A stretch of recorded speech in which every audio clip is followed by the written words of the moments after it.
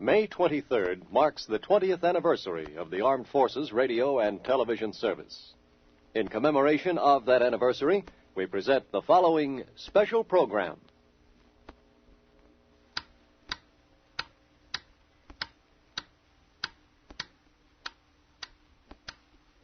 Hello, I'm Marvin Miller. The clock you hear is to remind us here in the studio that we have a big job ahead of us in the next 30 minutes. We propose to compress a story that began in 1942 and continues today, the story of the Armed Forces Radio and Television Service. Such an important undertaking needs an appropriate beginning. So, Mr. Director, will you oblige with an opening fanfare? Let's say an announcement, followed by stirring music. The Armed Forces Radio and Television Service is on the air.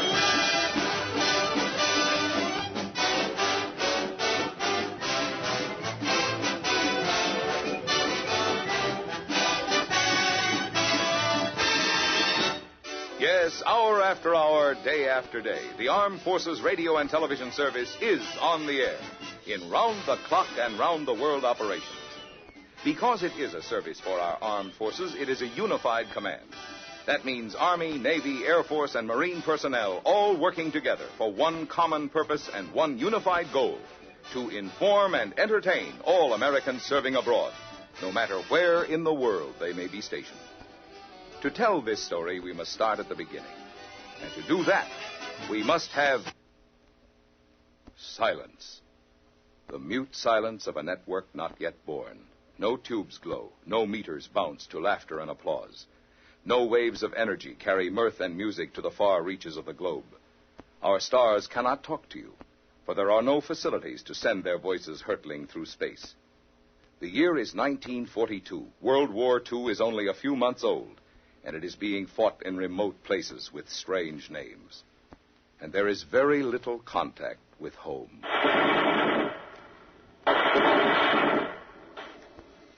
You're there to fight, and this you do. But there are brief moments of rest, and here and there a radio to break the relative silence with music and a voice. A persuasive, cuddly, feminine voice, pouring a stream of chatter well designed to destroy your morale, your effectiveness as a fighting man, your life. And you listen, because that's all there is. Yes, in those first few months of the war, about the only radio programs available to our servicemen came through the courtesy of Radio Tokyo and Radio Berlin. Tokyo Rose and Axis Sally were getting in their little licks. The war was getting hotter, and so was enemy propaganda. Radio broadcasting to the troops was urgently discussed across many conference tables. The need for factual information and news to be reported regularly to the men in overseas areas. Then, in the interest of morale, there was an obvious necessity for good entertainment through radio, a need that leapfrogged other important matters and emerged as the Armed Forces Radio Service. Its mission was stated clearly: to provide radio and sound equipment, services and personnel for the information, education, and entertainment of armed forces overseas. Clear, concise, simply stated. Easy enough to put on paper. But to translate those 19 words into fact was a tremendous task. What did it take to put it into operation, to break the silence and put AFRS on the air?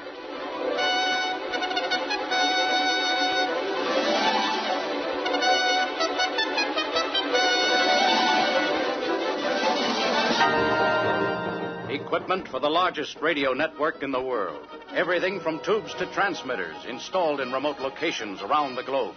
The immediate cooperation of the nation's vast commercial radio industry, music, and motion picture. Establishment of operational headquarters in Hollywood, California. and gathering top-level writers, directors, performers, and executives. Facilities for shortwave broadcast of news, sports, information to all points of the compass. Facilities for transcribing and shipping transcriptions to stations in Alaska, Africa, the South Pacific, the Caribbean, the Canal Zone.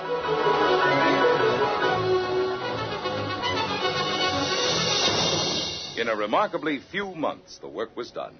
Transmitters were built, shipped, and manned. Broadcast crews were recruited and trained. In both Pacific and European theaters, mobile radio stations arrived in areas still washed by the tides of battle. Virtually every name in the entertainment world joined forces with the technical staff that made up AFRS. And soon radio was bringing the sounds of home to men who were far from home. And here he is, Bob Hope.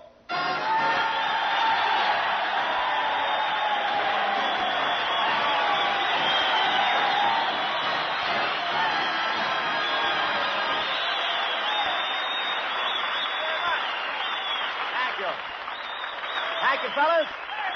Thank you, ladies and gentlemen. Well, here I am at Point Magoo on the coast of California. Very lucky it's still here. Of course, everything down here is scientific and automatic, and you can tell the Navy runs it. It's all buttons.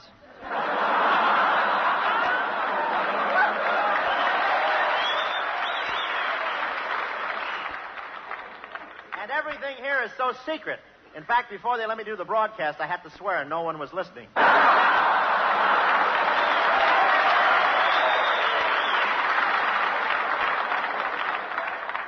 But they really take security seriously here at Magoo. This afternoon I saw a dog chasing a cat, and they were both blindfolded. Oh, no!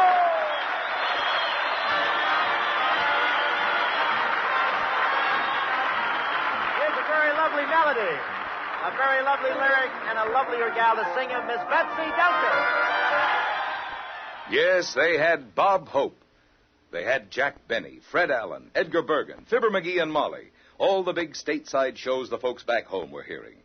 And they had their own shows to fill their own requests. Old-timers will recall Jubilee, Mail Call, Hymns from Home. They also heard the voices of familiar stars who were appearing just for them.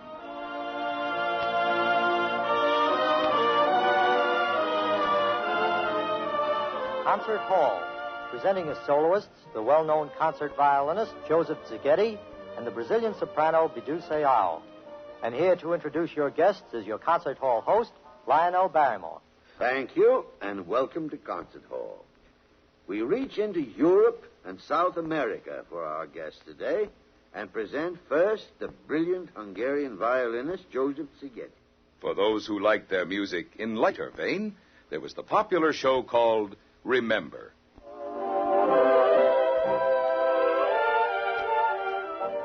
Hello, fellas. This is Bob Young, still substituting for Fred McMurray after 246 programs of Remember. You see, it was this way. One day, Fred called and said, Bob, old boy.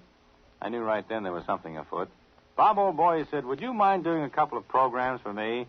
I just want to go out for a cup of coffee.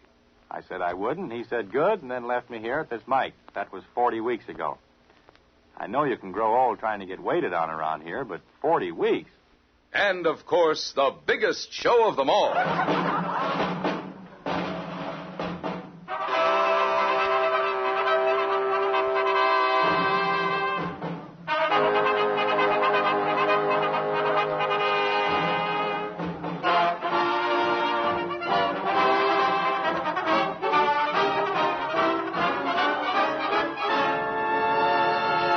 Command Performance, USA. The greatest entertainers in America as requested by you, the men and women in the United States Armed Forces throughout the world. Command Performance, presented this week and every week till it's over there. Command Performance, a star-studded show that couldn't have been duplicated at any price. This was the program where servicemen asked for and got the most unusual entertainment, including such unique bits as Hedy Lamarr milking a cow, and Sheridan frying their breakfast eggs, and the never-to-be-forgotten wedding of Dick Tracy and Tess Trueheart, as played by Bing Crosby and Dinah Shore. that knocking at my door? Who's that singing troubadour, bringing song to my boudoir? It is I, Dick Tracy. How I love your square-cut chin. I'll come down and let you in. Hiya, Dick. Give me some skin. Thank you, Scads Test True Heart. Well, the big day, huh, Tess? We're finally going to get married. Yes, Dick, and this time you better go through with it. I've waited 13 years to get married, and you keep putting it off. Well, honey, some big crime keeps coming up, and I have to dash out and solve it. Come, Tess, let us join the merry throng and get on with the nuptials. I will fling open the door. Oh, happy, happy, happy, happy, happy, happy, happy, happy, happy, happy, happy wedding day. Oh, shut up. At last my moment has come. Tess Trueheart, do you take this man to be your lawful wedded husband? I do. Richard Tracy, do you take this woman to be your lawful wedded wife? I do. Ah, at last. I now pronounce you man and... oh, bean juice. Blasted interruptions. Always interruptions. I get that dang thing torn out. Excuse me, darling. Oh, Richard. Hello, Tracy at this end. Hello, police chief on this end. Well, that takes care of both ends. But let's have one of the people who was a part of all this tell you about it. We'll ask Tess Trueheart to reassume her own charming identity and introduce Miss Dinah Shore. Thank you, and hiya, fellas. This microphone was anything but a stranger during those years. I saw those initials AFRS a good many times. And I knew that on the other side of the mic, there was the greatest listening audience a gal could ever ask for. It's a wonderful thing to know that a song you sing or a story you tell or the few words you speak during a program like this will be heard by millions of people all over the world. No matter how the numbers grew or how the lines expanded, I saw your network growing and expanding, too, through the South Pacific and into the Philippines and from Africa to the European continent.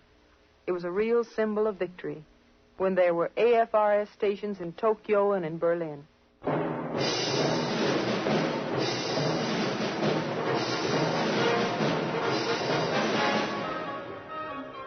Now it's 1945. The war is over, and the boys are going home.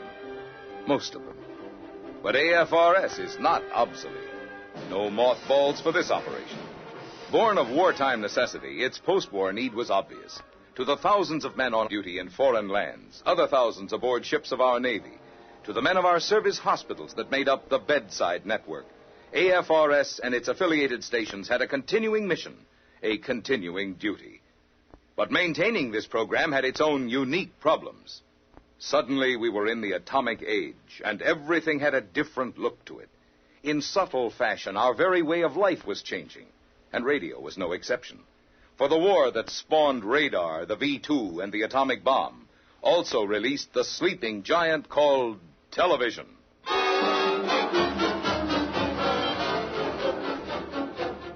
Yes, the end of the war was the signal for great change in almost every aspect of our national life. And AFRS moved with it while continuing to fulfill the duties of our mission. 1. To provide transcription programs and program aids for release overseas and music to hospitals in the States. 2. To maintain a continuous broadcast service over powerful shortwave transmitters for immediate news, sports, and special events broadcasts.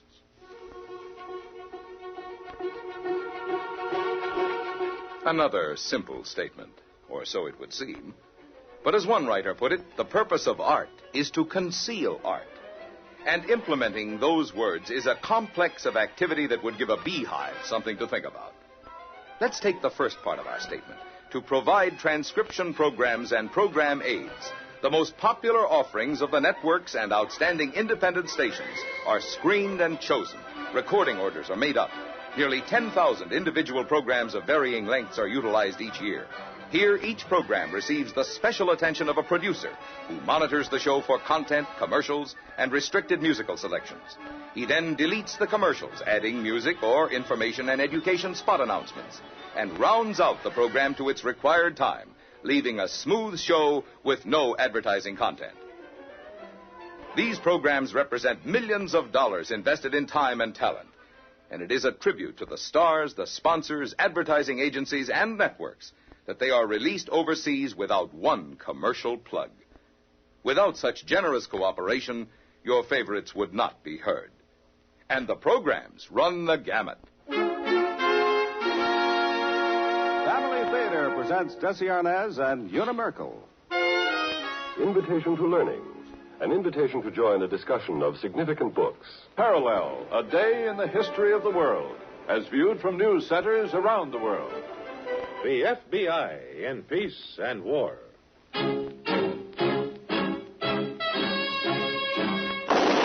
Till the next time, this is Ray Goulding reminding you all to write if you get work. Bob Elliott reminding you to hang by your thumb. Sorry, fellas, we don't have time. Too many shows to get out. About 140 different programs have to be put together each week. After inspection and processing, they emerge as transcriptions. By the thousands, they come out of the presses. By the tens of thousands, they are packed and shipped to our many stations by Military Air Transport Service. We have our own productions, too, the information and education shows, planned, written, and produced by AFRS with one audience in mind, the Armed Forces of the United States. Through many years, these productions have received the highest awards in radio. I&E has another function, to remind our citizen soldiers of their freedoms, their responsibilities, their heritage, to provide information on rights and duties, such as medical care, education, service missions. In addition, I&E keeps the men up to date on national and international affairs, communism, and citizenship, and provides details on how to vote by absentee ballot at election time. Hundreds of these program and spot announcements are produced by I&E, inserted in programs or sent to the radio and television stations in the field to keep our military men and women the best informed in the world. And what radio station could stay on the air without music?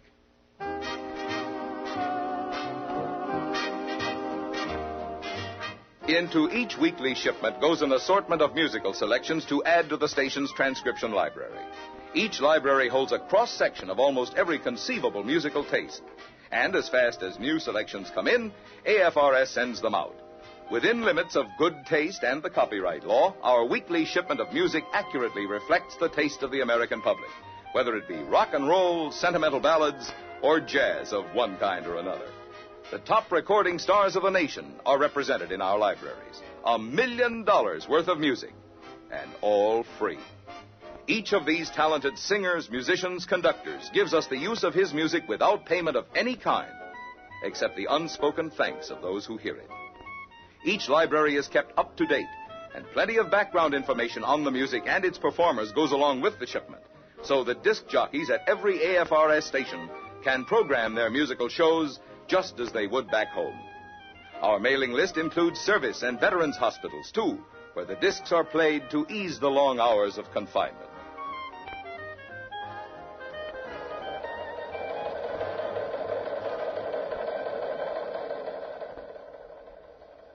The second part of the AFRS mission, remember? Maintain continuous broadcast service via shortwave. This is the living, breathing, right now part of the operation, sending out news, sports, special events as they happen.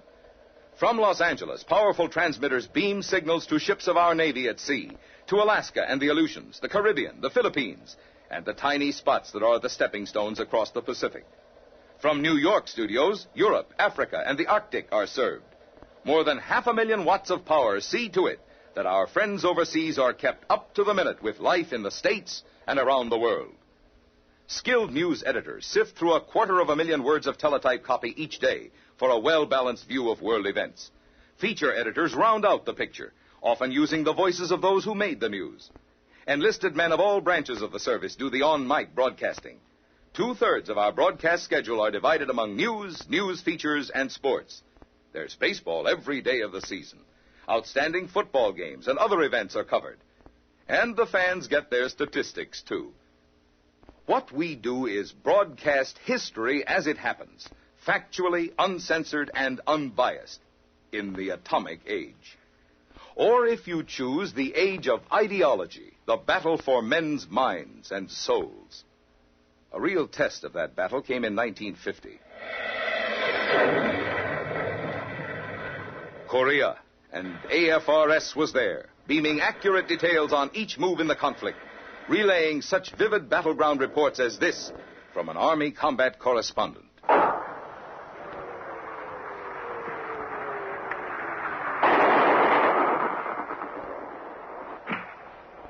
That's the big stuff coming in now. It's unquestionably spotted.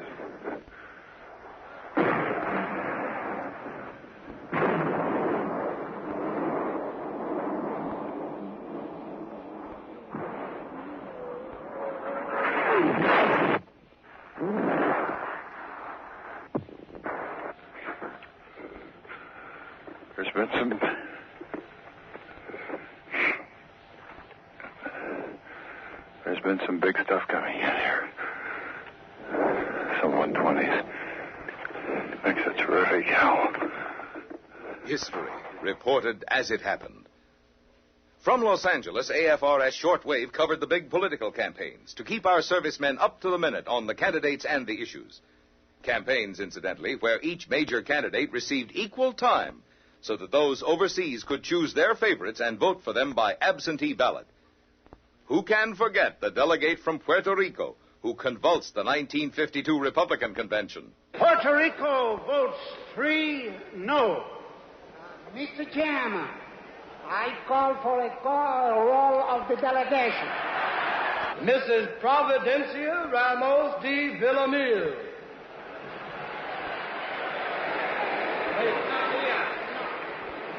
What's the name, please?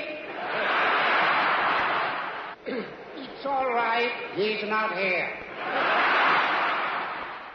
And who did not suffer with Governor Paul Dever when he lost his battle with the orator's nemesis? I am asking the delegates, the alternates, and our guests to maintain a respectful quiet so that these 2 magnificent ladies might be heard. All and more, including non-stop coverage of election results until the losers concede and the winners thank the voters for their support. All broadcast shortwave around the world for our friends abroad, so that they might hear history as it is being lived. We've dotted a lot of I's so far. Now let's cross our T. The T in AFRTS stands for television, one of the most powerful forces in today's world. We're in the 50s now, and television's beanstalk growth has slowed a bit. Now much of the experimenting is done, and a pattern has emerged. New ideas, new faces, drives, and concepts were here. America had changed its way of life. The radio industry, now faced with competition from television, changed too, and AFRS with it. As television grew, so also grew the need for AFRS to enter this field. In 1954, we did just that. We crossed our T, added a new dimension to our operation, and our mission became threefold. Provide program service for low-power television stations in areas not otherwise served by this medium. Before we can tell you about this phase of AFRTS operations, we must establish a premise. To bring Jack Benny, Bob Hope, Matt Dillon, and Chester to the boys in Korea, you must have stations in Korea. Same rule for Libya, Germany, Iran, Eritrea, Iceland and Greenland, Alaska, and those spots in the Pacific. All the ingenuity of those who send our transcriptions around the world was needed to send our TV film around the world. AFRTS TV stations, strategically located, are served by a number of circuits or pipelines, which bring them the latest dramatic and variety programs, the half-hour and hour shows, the 90-minute spectaculars. Each week's shipment of film is bicycled from station to station in Alaska, or from Okinawa in the far Pacific to the Philippines, and thence to its final screening, perhaps at a station halfway around the world. A full schedule of film programming is sent to these stations each week. The big shows, feature films, newsreels, and cartoons for kids of all ages. Where does all this film come from? It's donated by producers, purchased from networks or film syndication companies, or taken live off the air and kinescoped. What then? Well, counting the output of AFRTS's kinescoping machines and the film that is trucked into our warehouse daily, some 2 million feet of film is processed for us each month. 2 million feet? That's a lot of film. Right, my friend. It's thousands of TV programs in our vaults, and every foot of it must be looked at, edited, titled, cleaned, and packaged for shipment. What about commercials? Same as with our transcribed disc programs. They're deleted, and, when possible, replaced with specially prepared I&E spots. How about sports? The game of the week, the fight of the week, the cream of the sports events are kinescoped, processed, and flown to the stations in 3 to 12 days on the average.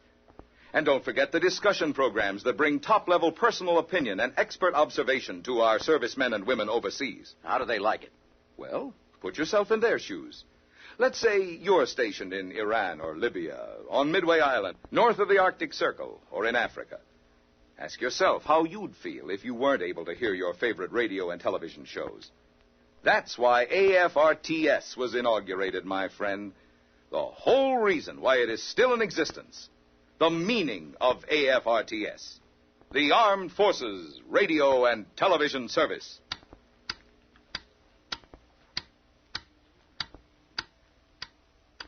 Our allotted time is almost spent. We've talked about many people doing many things. Technicians, writers, directors, executives, performers. And a lot of great guys who wear the uniform of Uncle Sam. There's much we haven't discussed. The housekeeping chores of handling personnel, bookkeeping, correspondence, station relations. The physical effort of meeting deadlines.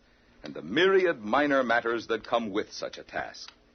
We haven't talked about the group that backstops all this activity. The engineers, the technical people who keep it all running. The men who install, operate, and service the complex equipment that juggles electrons into sound and picture 24 hours a day, every day. Who does all this? The AFRTS staff, numbering fewer than 150 souls. 150 persons to keep the whole thing moving. A small group for such a large task. But they believe in what they're doing, and that helps. It's a big story we have to tell, a story that includes many elements. It's a little 50-watt station on a tiny island in the mid-Pacific. It's a giant 100,000-watt transmitter in Germany. A documentary that reveals the insidious aims of communism, or a comedy show that brings a moment of laughter to a serviceman far from home. It's records and turntables, teletypes and microphones, moviolas and film splicers, cables and dials and glowing tubes. It's the guilds and crafts and unions that cooperate with us, the actors, singers, musicians who perform for us. And above all, it's you, the audience. The sailor at sea. The wounded Marine in a hospital. The listener or viewer near one of the AFRTS stations around the world. This voice of ours is strong. Its signal is loud and clear. Through it, we devote our every effort to inspire the highest standards of American democracy within our armed forces. Wherever Americans serve, away from home, we pledge to them our best efforts to bring home a little closer to them. Through the worldwide facilities of the United States Armed Forces Radio and Television Service.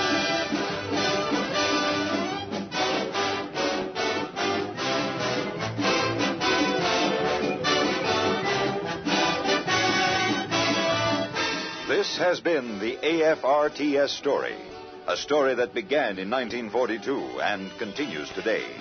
Your narrator was Marvin Miller, who has appeared on close to 3,000 programs released by AFRTS around the world. Other familiar voices were those of Jack Moyles, Larry Thor, and Gil Warren. Sound effects by Cliff Thorsness. The AFRTS story was written and produced by Bob Haynes. Hugh Douglas speaking.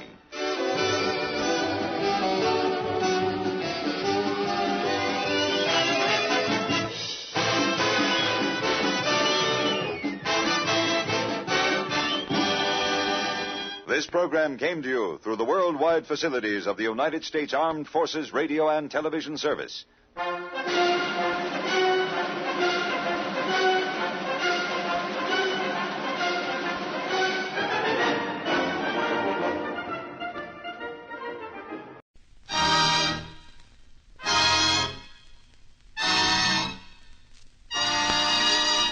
Contest Theater.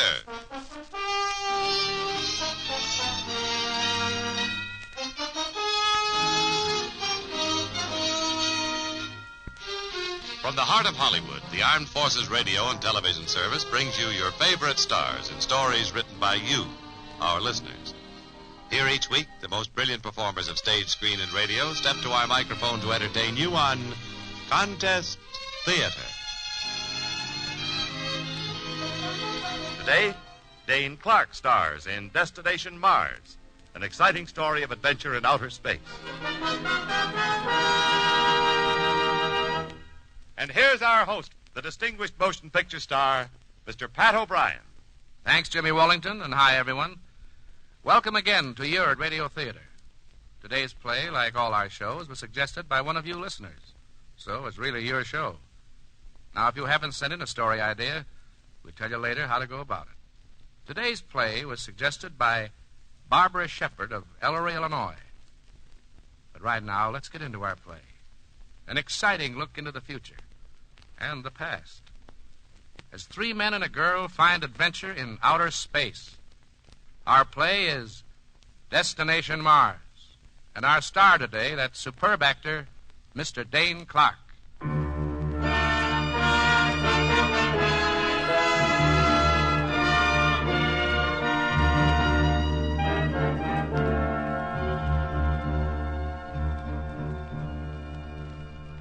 Behind his desk in the administration building of a great southwestern guided missile base, a little man with graying hair and alert eyes pores over a stack of mysterious charts and lengthy reports, his manner showing more and more interest and vitality as he reads on.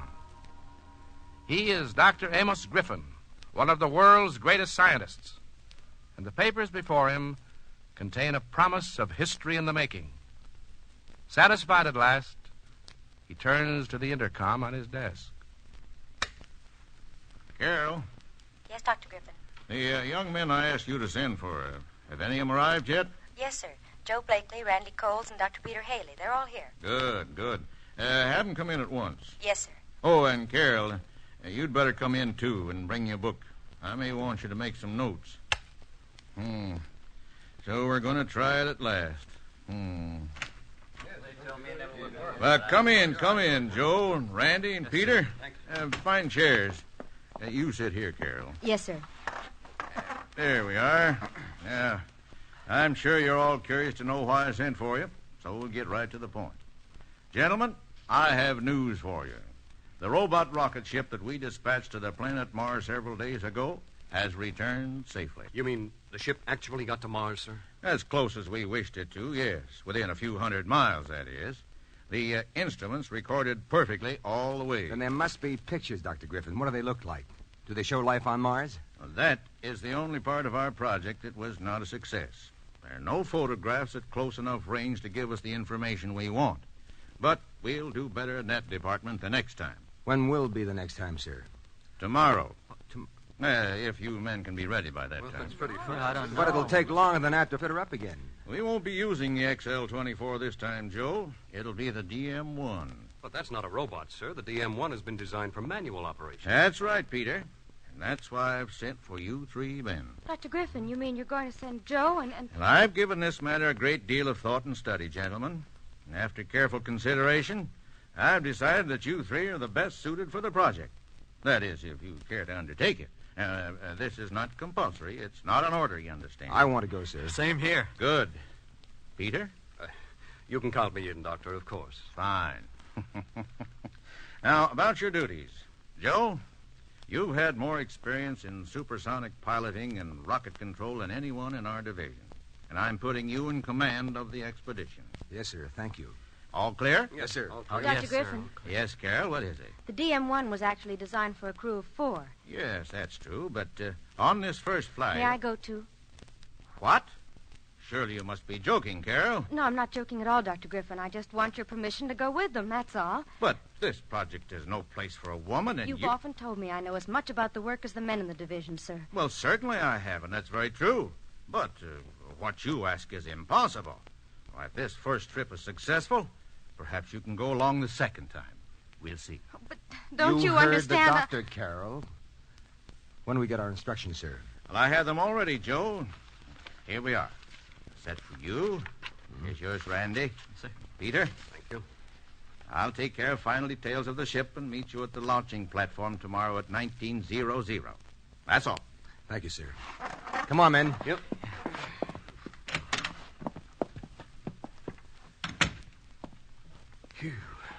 Gosh, Joe, that was a bolt out of the blue. I feel sort of numb all over. Well, let's get back to our quarters and study these instructions. Yeah, we better. Joe, Yes, Carol. would you stay a minute? I want to talk to you. Huh? Sure. Look, fellas, you go ahead, will you? I'll be along in a minute. All right. Well, what's on your mind, honey? Darling, I've got to go on this trip with Now, you. listen, you heard what Dr. Griffin said. I don't care what Dr. Griffin said. He wasn't too positive about my not going, and the ship was designed for 4, and, well, if you talk to him about it... Honey, I don't want to talk to him about it. Because I don't want you risking your pretty neck on a thing like this. If things turn out badly, Can't you understand? That's why I want to be with you. I realize the danger, but, well, if anything happens to you and you don't come back, I wouldn't want to go on living anyway. Or perhaps you've forgotten that I love you. Baby, I know you love me. And I love you, too. And I understand how you feel, but we'll be all right. I'll be back, okay? Well, all right, darling. That's my girl. Well, I've got some studying to do. I'll see you later. All right, Joe. And by the way, don't forget to be out at the launching platform tomorrow night. Got to have you there to see me off for, Mars.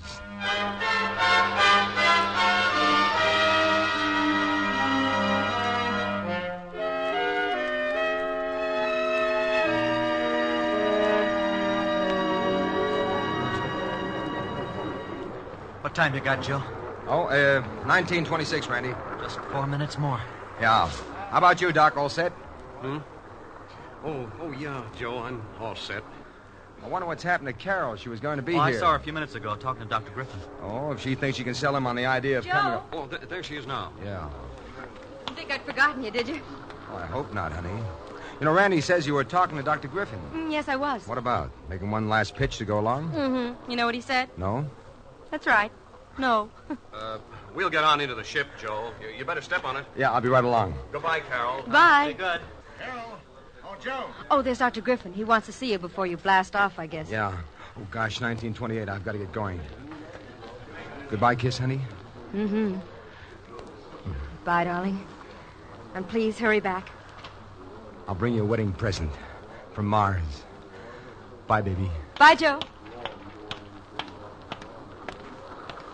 You wanted to see me, Dr. Griffin? Well, nothing special, Joe. You know your instructions. Now, keep in touch with us as often as you can. That new sonic radio should operate properly all through your flight. Yes, sir, I know. Now, you better get aboard, because we want to blast off right on time if possible. And good luck. Yes. Yes, sir. Well, what's the matter? You forgotten something? No, I was just going to wave goodbye to Carol, but I don't see her. Well, goodbye, sir. Be seeing you. Goodbye, Joe.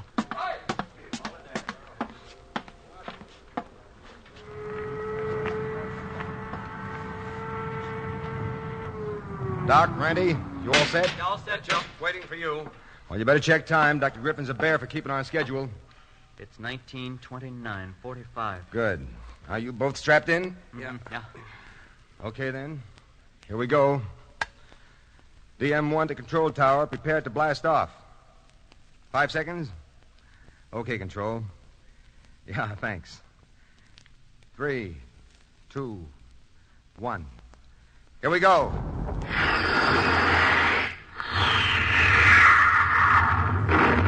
Okay, Mars, here we come.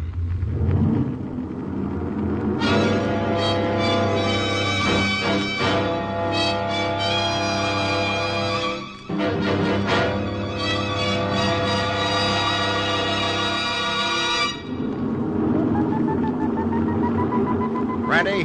Yeah, Joe? Have we cleared the Earth's atmosphere yet? Not quite. Any minute now. According to the aerodensity gauges, it's getting thinner and thinner. Good. That means we're really making time. Well, pressure, 3.75. 0.47. 26. It's dropping fast now. We get ready to drop the booster section. You need any help? Not yet. Say when, Randy. 10. 5. 2. We're out of it. Okay, hang on.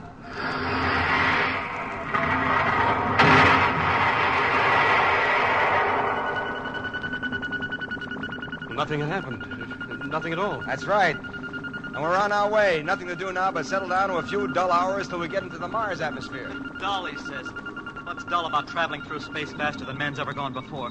Headed for a little pinpoint of light that may even be gone when we get there. Don't get so worked up, Randy. I was only kidding. Still, we might have time to work in a hand or two at bridge before we land.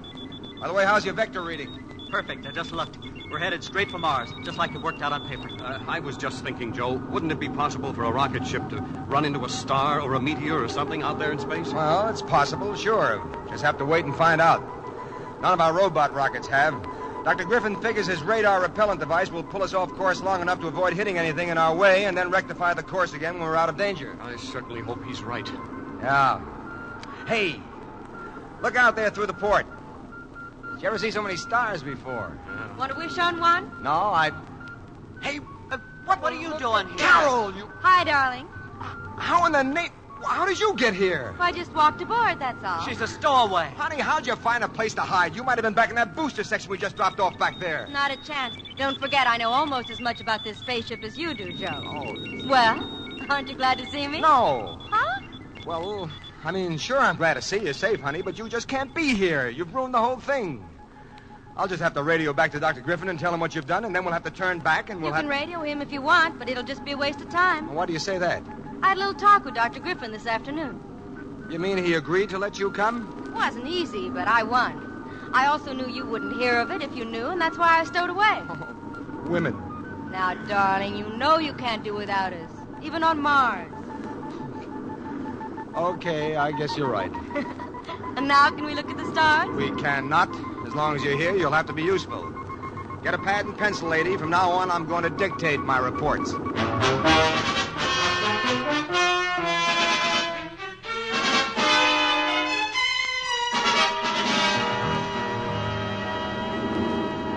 Joe? Hey, Joe. What's the matter, Randy? I don't know what's the matter. Our vector control has gone completely screwy. Well, that's impossible. What could happen Maybe impossible, Joe, but it's happening.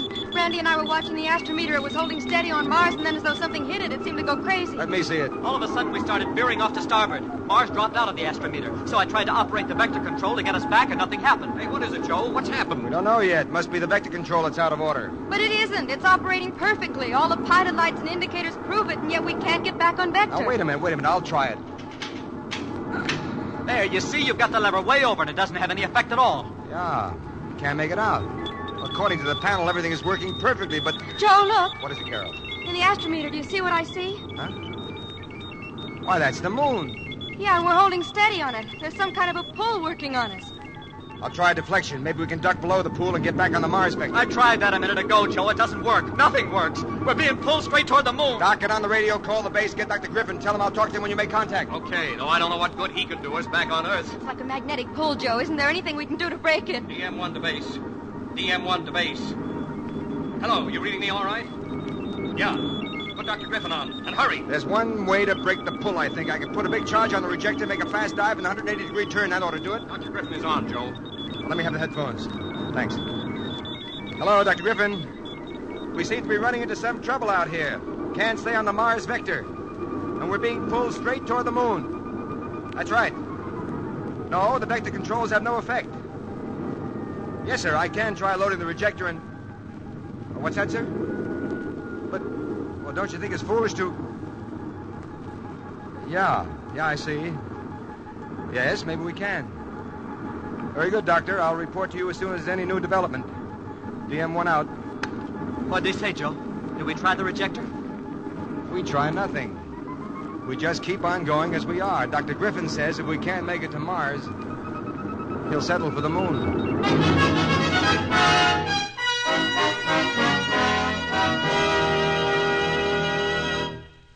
Sure. Dr. Griffin will settle for the moon. But what about Joe and Carol and Randy and Peter? They're the ones whose rocket ship is off its course, unable to reach Mars.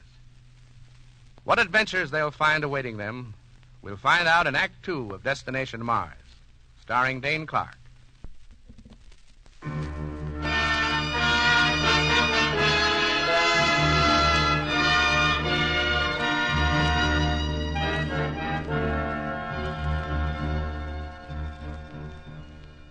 Our travelers into space. Joe Blakely in command of the rocket ship M1. Randy Coles, engineer and dynamics expert. Young Dr. Peter Haley and Carol Chester, first assistant to the great scientist who has planned the expedition. They have met with an unexpected complication. Intending to be the first to reach the planet Mars, they have suddenly found their course changed by some unexplained force and are headed directly for the moon. Now, well within that planet's atmosphere, they watch the scene that unfolds outside the rocket's portholes with strange emotions. Joe, look out there. We're close enough to see it now. I know, Carol. I have been looking. So have I. And how do you explain it? According to all the scientists, the moon's supposed to be uninhabited. And yet right there... Big structures and towers, canals or something like that, and roads. Those things couldn't just happen, Joe. They must have been built by somebody. I don't see anything moving out there. You know, Joe, maybe being shunted off to the moon like this instead of Mars will get us somewhere after all. Maybe we can study a civilization that's been extinct for years. Yeah, maybe a lot of things. What are you going to do, darling? Just what any other crazy American would do. Land and look over the situation. Well, hadn't we better pick out a place first? I already have. You see that group of towers and buildings and streets right down there? Yes, I've been looking at it. Must be a city. Or whatever the lunar equivalent is. Well, there seems to be a big clearing in the middle of it. And that looks like a good spot to land. Think I'd better powder my nose, Joe? Just in case there is any civilization down there? I do not. We don't know what kind of atmosphere we're going to find when we get out of this rocket. We'll all be wearing the Terralite masks Dr. Griffin developed. And we'll get them on now. Hey, we only brought 3 masks. What about Carol? Don't worry, boss man. I made my plans very carefully. I brought my own Terralite mask. You don't forget anything, do you, honey? Of course not. Aren't you proud of me? Yes, you'll do. All right, get set.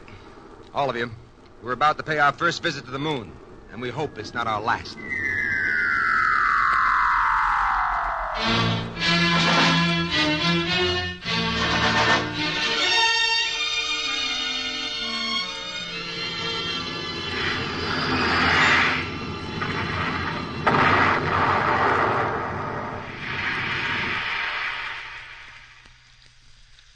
Well, here we are. No complications so far. And a mighty fine landing, I might add, Joe. Thanks, Randy. Doc. Yeah, Joe? Did you call Dr. Griffin and tell him where we are? I tried, but nothing. The Sony is dead. We don't seem to be able to put out any signal at all. Strange. Well, maybe something about mineral conditions on this place, huh? Well, never mind. We'll try them again later. Now, Terralite masks on. Be sure your shortwave radio equipment is turned on.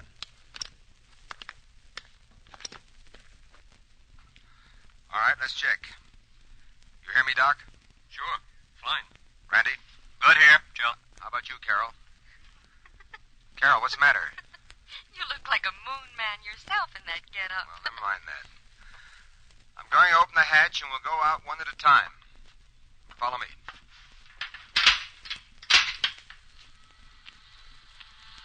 Take it easy, everybody. We're not on Earth, you know. Say, this is a surprise. I half expected to float away or something. Oh, it's so pretty here, but so strange. Everything seems so blue. The scenery comes later, honey. Everybody out? Yeah, all out. Okay, I'm going to try taking off my Terralite mask. Now, the rest of you keep yours on until I test it. Peter, you stand here beside me. If anything happens to me when I take off my mask, slap it back on me fast. Right. Here I go. Well, I'll be darned. Okay, the rest of you can take them off. I can't hear me. You can all take your masks off. It's all right. What? Joe, this is almost like the Earth's atmosphere. That's right. A little lighter, if anything. Still, it doesn't give any trouble in breathing. Might as well leave the masks here. We won't need them. And what do we do now? Well, come on, let's get going. Where, Joe? First, we'd better have a look into one of these buildings. How about this big one right there with the tower? Come on. Looks like a castle. Probably is. City house of King Carl's friend the Seventh or something. Was, you mean? We haven't seen a sign of human life anywhere, you know. Yeah, that's right. Hey, maybe they're all invisible. Why, right now there may be a couple of guys walking along beside Carol. Randy, no. All right, here we are. Now try to be sharp and be ready for anything. I'll see if these big doors open. You'll probably need help. They look pretty heavy. Yeah, they do. Maybe even locked if the former occupants have... Well, how about that? They opened by themselves just as I put out my hand. Like in the Penn Station. Hey, maybe somebody got here before we did and sold them the idea Hold of... it, Randy, hold it. Come on, we'll go in. Joe, this place is gorgeous. What do you suppose it is? Or was? Search me. Looks like a super colossal theater, something Joseph Urban might have dreamed up. No seats, but there's a big curtain at that end. Joe, it's opening. Yeah. Now stand still, everybody. And look what's behind it. Hundreds of men. Tiny men, and they're all blue. We better get out of here. No, wait. They're coming toward us, all of them. But there isn't a sound.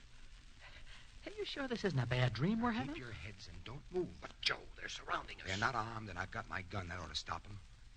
There.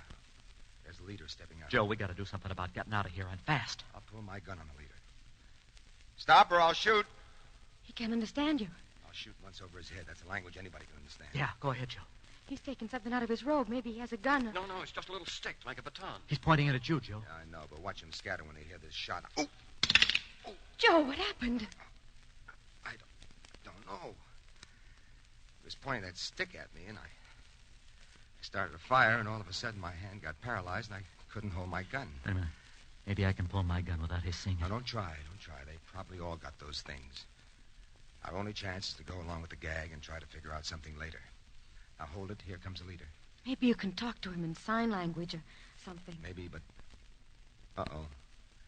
He's the one that's doing the talking in sign language. And he's making it quite clear we're to march toward that door over there. Oh, we're cooked. Hey, stop pushing me. Now, don't fight it, Carol. At this particular moment, we're not running the show. Let's get through that door like our little friend requests, and then we'll see what happens next.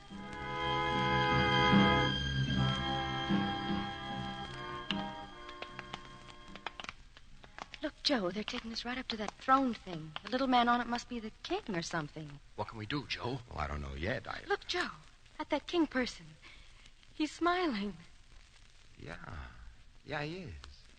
Come closer. Hey, Joe, he speaks English. Come on. I welcome you to us, my friends. You speak English, sir. English? Your Majesty. I am afraid I do not understand. I speak the language of Luna. Well, I don't know what you call it, but at least you know what we're saying. Yes. Tell me, where have you come from? My observers saw your strange device approaching the moon from out of space. But we could not tell from where you came. Well, Your Majesty... Majesty? That is a strange word that we do not know. I am not Majesty. I am Panum, as I have been for these many centuries. But you were saying... Well, we weren't headed for your moon. We were on a flight to Mars. Mars? That is why we brought you to us. Brought us to you? I'm afraid I don't understand. We wouldn't be here at all except that your moon seems to have a gravity all of its own. A gravity which we control, which I control. I am able to switch it on and off at my will, and in any direction I see fit. Yesterday, I was making experiments in the direction of Mars. That is why we drew you to us. Oh, be darned. How about that, Joe? Turning gravity on and off when you feel like it. You still have not told me from where you come. Oh, well, we're from the Earth. Earth? The planet Earth? You are joking. Please tell me the truth. But that is the truth, Panu. It is impossible. There is no life upon the planet Earth. Our scientists have made certain of that. Well, then they'd better change their thinking. We're from the planet Earth. We left last night to try to make the first flight to Mars. There are millions of people living on Earth. Wait. There may be an explanation of your fantastic story. Yes, I believe there is. Ralgan, my most able scientist, has made a study of that kind of thing. And this bears out his theory. His theory? What theory? You see, though you did not know it, you have passed not only through space, but you have also passed through time as well. Now, we know that there is no life on Earth today, but we have determined that in 1,000,000 years there will be life on that planet.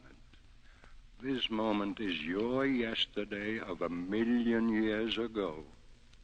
And we see living creatures who will exist long after we are gone. Interesting thought, isn't it? Yes.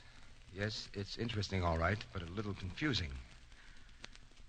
I wonder if I could ask you a favor.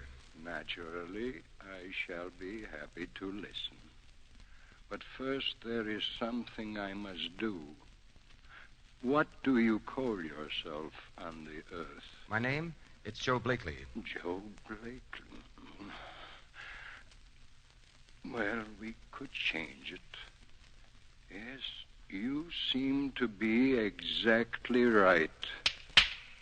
Lorak, come here. Hey, what does he mean, Joe? You seem to be exactly right. For what? Well, how do I know? He's thinking faster than I am, and he's on his home ground. Joe, look at that gal who's coming in. Well. Joe.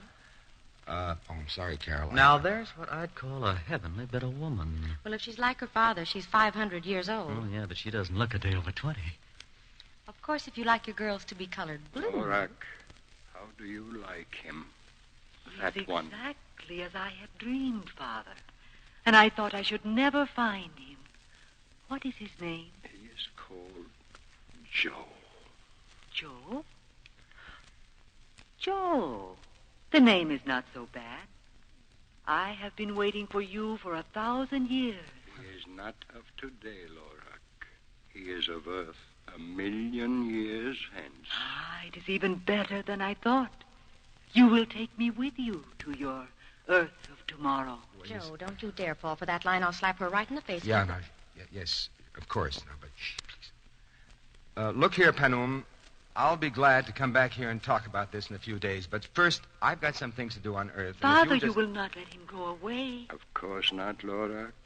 He is yours. He is not. He's mine. Look, sir, even though you're thinking of keeping Joe, you'll be a good guy and let the rest of us go, of course. Now, wait a minute, Randy. It will be impossible for any of you to leave Luna until I will it. But of what use are we to you? Maybe much. I cannot say. But as I have told you, I control the gravity of Luna. Until I release it, your puny little ship cannot get off into space. And at the moment, I do not will it. Joe, aren't you going to do something? Yeah, Carol, I'm going to do something. I'm going to try turning my charms on for this Lorak dame. Joe, you've fallen for her. You think she's so pretty. Yeah, sure. She's blue, too. So don't you be. I'll keep you posted.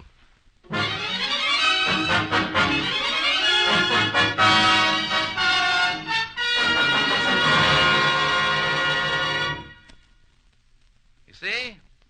Feminine nature doesn't change a bit. 1,000,000 years and a few 100,000 miles of time and space notwithstanding. Carol is quite understandably jealous. And Joe seems helpless to escape Lorak's infatuation.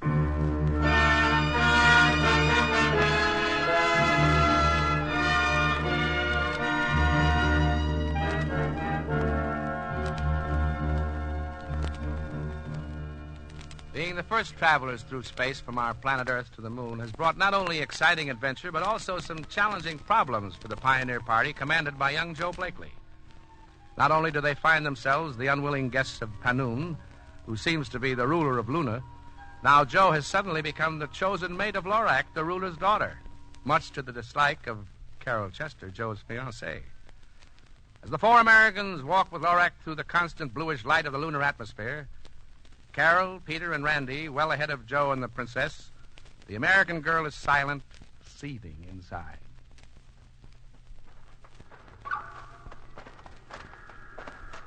Come on, snap out of it, Carol. You haven't said a word for an hour. What is there to say? I don't feel like making jokes. Randy's right, Carol. This could be worse, you know. At least we're still alive. Oh, yes, we're alive, all right, but we might just as well be dead. At least I might as well be. Here I am, 1,000,000 miles from home, with no prospect of getting back, and on top of that, I've lost Joe to that horrible Lorax. Oh, you haven't lost him, Carol. He's just trying to work through her to get us out of this place. Well, he's using a strange way to go about it. Besides, she isn't horrible. She's beautiful. Now, if the king had picked me for her... Well, he didn't. He picked Joe, and so did she. And you can deny all you want to. He's fallen for her. You know, if we could make Panum and Lorak change their minds about this romance, it might be easier for us to get off the moon and back to Earth. Yes, if. And if Joe would just once tell me that he loves me and wants no part of that siren, I think I might even be happy. Just why do you think they're walking alone back there and not with us? Oh, don't be so suspicious, Carol. This may turn out all right after all. Hey, look, up ahead there. Those big trees. What about them? They're just another shade of blue like everything else in this horrible place. But the branches. You see, they're moving around slowly, just like human arms. And there's no wind. Hey, you're right, Randy. Well, that's the strangest thing I've ever seen. Come on, let's get closer and look at them. Why not wait here until Joe and that girl catch up with us? Well, they'll be along in a minute. Come on. Oh, all right. Say, this is one for the report, if we ever get back to make it. I wish I'd brought my movie camera from the ship. This is something nobody would believe. Don't you see, Lorak? This thing won't work at all. You people on Luna live to be thousands of years old. We don't. If you stay here on Luna, Joe, you too may be 1,000 years old. You will never get any older than you are now. Oh. You are attracted to me, aren't you, Joe? Well, yes, of course I am. Who wouldn't be? You're the most beautiful woman I've ever seen. And it wouldn't be hard to spend the centuries with me, would it? Look, I don't understand why you want me instead of one of your own men here on Luna. Then I will tell you. It is partly because you fascinate me as no man of Luna has ever done, and partly because we may further a great plan of my father. A plan? What kind of a plan? To bring the people of the planets together, to intermingle the races until the entire universe is united. With Panum as head? Naturally. Well, that's a king-size plan, all right, but... Hey, that's Carol screaming. Yes. Do not worry about Carol. Of course I'm worried about her. Come on, let's see what happened to her. I can tell you what has happened to her. I can see up ahead. There they are, by those big trees. Yes, the gormalus trees. She has come too close, and one of them has got her. What do you mean? What do you mean it's got her? How can a tree do anything? It is the only dangerous tree on Luna, a destroyer of men. The limbs are like arms of flesh. They reach out and grasp one and squeeze until the victim is dead. Carol! Joe, hurry! This tree's got hold of Carol. We can't get her loose. Lorak, what can we do to stop it? There must be something. Perhaps there is. But why are you so concerned about this girl? We do not need her. Joe, do something. Get me out of here. This thing is squeezing me to death. Doc, Randy, give me a hand. We'll try to unwind this branch that's twisted around her. It will do no good, Joe. The tree is stronger than 100 men. But we've got to do something. We just can't stand here and see her crushed to death. Why not? Joe! Look, Lorak, you said there might be a way to save her. What is it? Tell me how to get her out of the grasp of that tree. I'll do anything you say. I'll even agree to this crazy plan of yours. All right. I will keep you to your promise. Here, take this knife. Cut the branch. That little knife, it's ridiculous. I couldn't cut a big branch with that. It will cut very easily. The branch is like flesh and there is no bone. Cut the branch quickly, but be sure another one does not wrap itself around you. All right, give me the knife. What are you going to do with that, Joe? Well, Lorak says it'll cut the branch. It doesn't make sense, but I'm going to try. Hold on, Carol.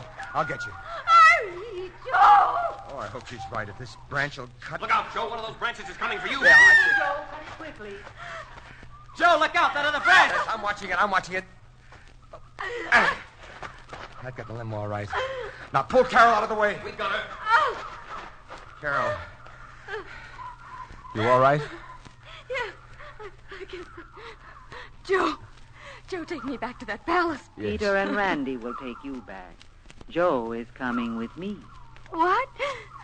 Now, look here. Joe will come with me. He has made a certain promise that we must discuss with my father.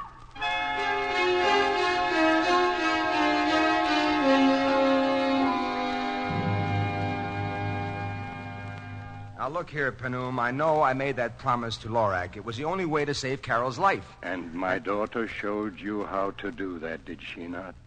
She kept her part of the bargain. Yes, but... Oh, I'll keep my promise if I have to. I guess none of us would stand much chance unless I did, but I'm trying to make you see how impossible it is. Impossible? Why? Look, I don't know whether you know anything about love here on Luna, but on Earth we do. And I'm in love with Carol. I don't love your daughter. That should make no difference. if this is what she wants. But it makes a difference to me. Why, there are a lot of men back on Earth who'd go for a deal like this. If you let us go back, I'll send a dozen of them up here for her to look over and take her pick. But she only wants you. So... The alarm. There is trouble.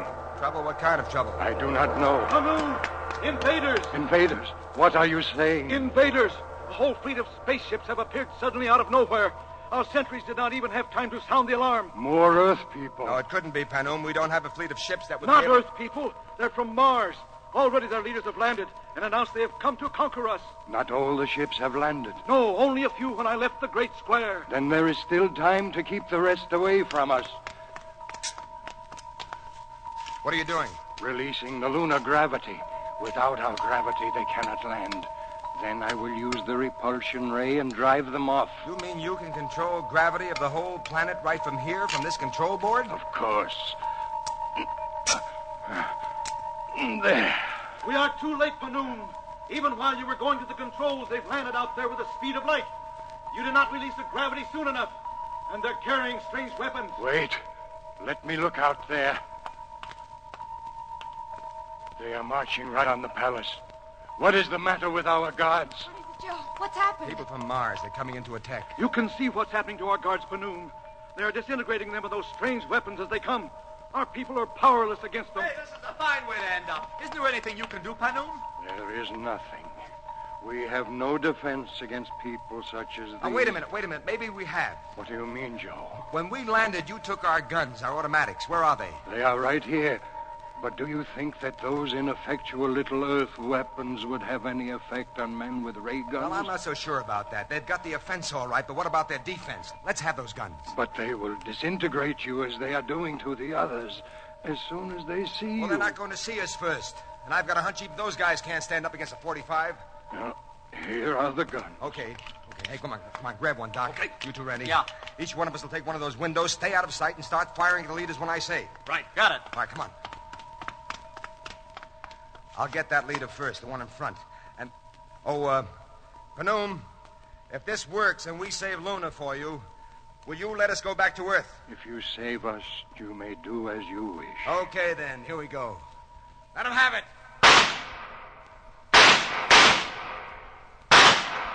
Joe, you got their leader. He's fallen. I got his sidekick, too. Oh, they seem to be bewildered. Panoom, you got a big loudspeaker outside. I saw it. Yes. Switch it on and start talking. Tell them to get in their ships and take off, or we'll kill every one of them. But, Joe, you couldn't do that. You'll run out of ammunition. Well, they don't know that. And maybe they can't understand what Panoom's saying. Well, they'll get the idea anyway. Go ahead, Panoom. Yes. And keep up the firing, but not too fast. We've got to make every shot count, and don't get in sight.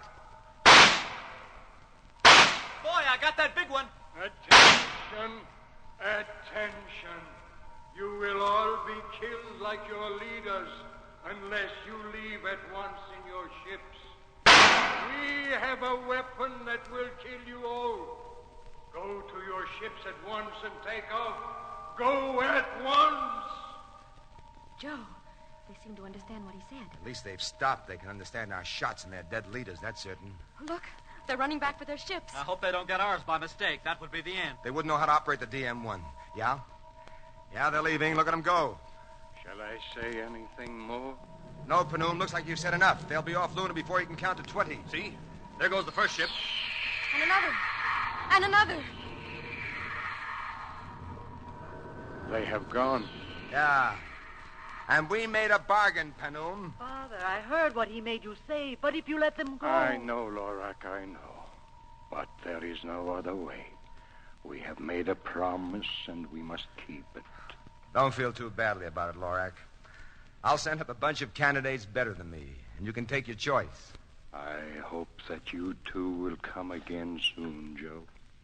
The Earth people of tomorrow and the Luna people of today must be friends. Yeah, that's right. Well, Your Majesty, if you'll just get ready to operate that gravity control of yours again, we'll shove off and don't think it hasn't been fun.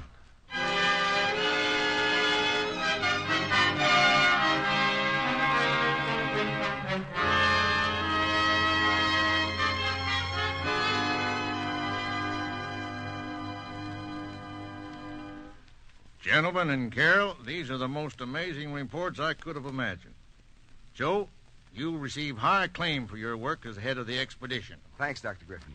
Yes, you've now proved that it's possible to travel out into space. And backward in time, don't forget, sir.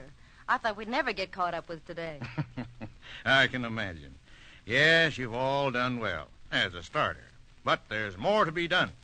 You were not able to bring back photographs, geological data. That's as much as we could do to bring ourselves back. So, that will be our next project. Your next trip should be easier. The moon people are friendly to you now. So on your next flight... What, Dr. Griffin, you mean we got to go up there again? Why not? You know all about it now. But we can discuss that at a future date.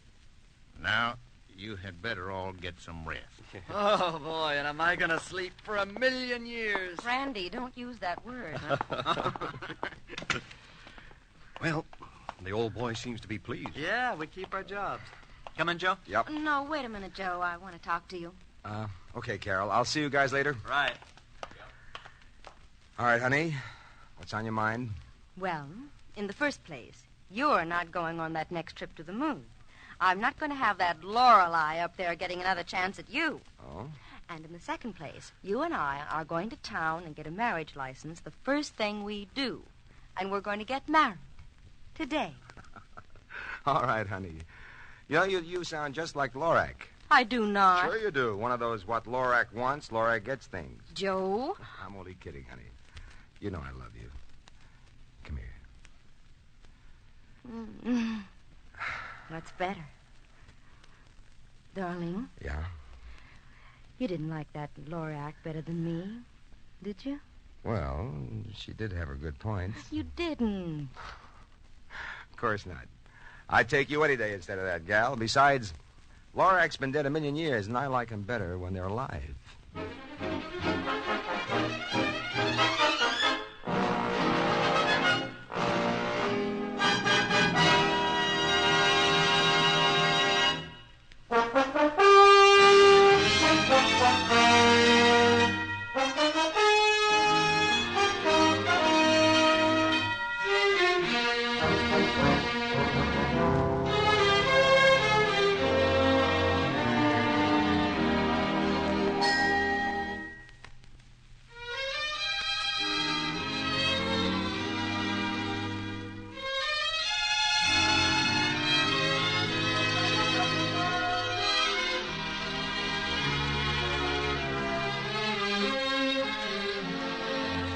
Contest Theater is produced and directed in Hollywood by Fred Levings.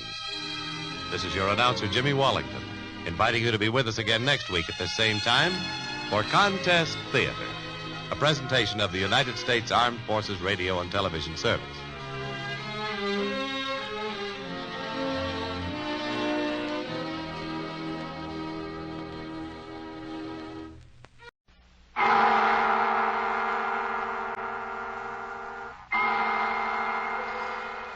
Good evening. Welcome to radio's Adventure Theater.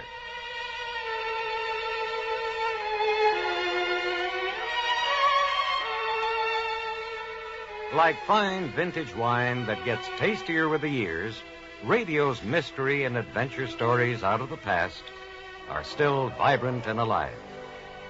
Join us now as we reach into the dusty archives for tonight's exciting drama.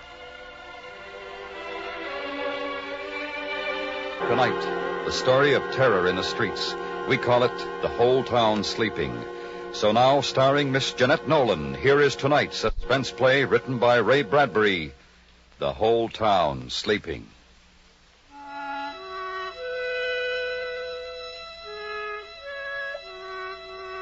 It was a warm summer night in the middle of Illinois country. The little town was deep, far away from everything, kept to itself by a river and a forest and a ravine. In the town, the sidewalks were still scorched. The stores were closing, and the streets were turning dark. Screen doors whined their springs and banged, and there was the sound of Grandma Hanlon's swing hammock across the street. On her solitary porch, Lavinia Nebbs, age 37, very straight and slim, sat with a tinkling lemonade in her white fingers, tapping it to her lips, waiting. Here I am, Lavinia turned. There was Francine at the bottom porch step. She was all in snow white and didn't look 35. I won't be a minute, Francine. I'll just lock the door. All right. Oh, I do like your dress, dear. Why, thank you, dear. You look so well in that color. I'm afraid I could never wear it. It makes me look sallow. No, it doesn't. I'm sure not. Of course, I've always loved you in white. Evening, ladies. Good evening, Mrs. Hanlon. Good evening. Where are you ladies going all dressed up so pretty? To the Majestic Theater, Mrs. Hanlon. Robert Mitchum's playing and Not as a Stranger. Won't catch me out on a night like this. Not with the lonely one strangling women. Lock myself in with my gun. That's what I'm going to do. I wouldn't worry, Mrs. Hanlon. What about Eliza Ramsell? You think she's not worrying? Lock myself in with my gun. That's what you ladies should do. So silly. Silly old woman. Lavinia, you don't believe all that gossip about the lonely one, do you? A lot of silly old women who haven't got anything better to do than talk. Well, just the same, Hattie McDullis was killed a month ago and Roberta Ferry the month before. And now Eliza Ramsell disappearing. Eliza Ramsell walked off with a traveling man, I bet. But the others strangled. Oh, Francine. They reached the edge of the ravine that cut the town in two. Stood there. Behind them were the lighted houses. Ahead, deepness, moistness, fireflies, and dark. The ravine had to be crossed to reach the movies. Deep and black as it cut into the hills. Then a creaking bridge to cross over the stream. Then 113 steps up the steep and brambled bank to the other side. The lady stood there, looking down. It won't be me coming back tonight, Lavinia. It'll be you. Oh, I'd never walk there alone at night. Never. Bosh. Well, you can say bosh. But it'll be you alone on the path, not me. Oh, Lavinia, I do wish you didn't live on this side. Don't you get lonely living by yourself in that house? Old maids love to live alone. Come on, we'll take the shortcut. I'm afraid. Oh, come on, don't be so silly. I'll hold your hand. Lavinia, cool as mint ice cream, took the other woman's arm and led her down the dark, winding path into cricket warmth and frog sound and mosquito-delicate silence. Oh, let's run, Lavinia, please. No. Why should we? If Lavinia hadn't turned her head just then, she wouldn't have seen it. But she did turn her head, and it was there, back among a clump of bushes, half hidden, but laid out as if she had put herself there to enjoy the soft stars, lay Eliza Ramsell, her face moon-freckled, her eyes like white marble. Then Francine saw it, too, and the women stood on the path for a frozen second, not believing what they saw.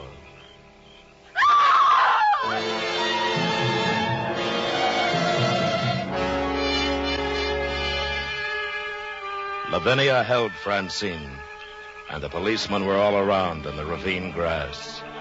Flashlights darted about, voices mingled, and the night grew on toward 8:30. You, didn't move her, ladies. Of course not. Oh, no, we couldn't touch her. How could we? And there was nobody? You didn't hear anything? Sounds, anything unusual? No, nothing. It's the lonely one, isn't it? He did it, didn't he? Couldn't say, ma'am. We knew her, you know. She was a friend of ours. Oh, I'm sorry. Well, I'll have one of my men walk you across the ravine. That won't be necessary. Thank you very much. We'll be all right. Oh, Lavinia. Come along, dear. And they crossed the ravine, each with her own thoughts, fears. And the creek waters under the bridge whispered, I'm the lonely one. I'm the lonely one. I kill people. Then they were at the top of the stairs and bathed in safe light from the street lamp. I've never seen a dead person before. It's only a little after 8:30. We'll pick up Helen and get on to the show. The show? Oh, Lavinia, you don't mean it. Of course I do. We've got to forget this. It's not good to remember. But Eliza's back there. We need to laugh. We've got to pretend that nothing happened. But she was our friend. We can't help her. There's no good brooding about it. I'm going to get it out of my mind, and you should too. Now, if we hurry, we won't miss too much.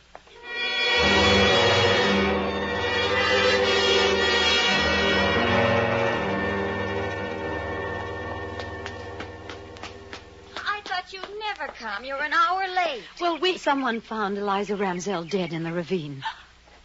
Oh, no. Eliza. Who found her? Oh, we don't know. Oh, how awful.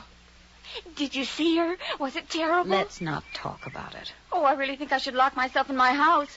I don't think we'd better go tonight. Of course we will. It's the last showing today. Besides, the lonely one can't kill 3 ladies. There's safety in numbers. Anyway, it's too soon. The murders come a month separated. Come along, Helen. Well, I'll get a sweater. You wait for me. Why didn't you tell her about us finding Eliza? Why upset her? Time enough tomorrow. I told you, tonight we've got to forget. We're going to the show, and let's not talk about it anymore. Enough's enough.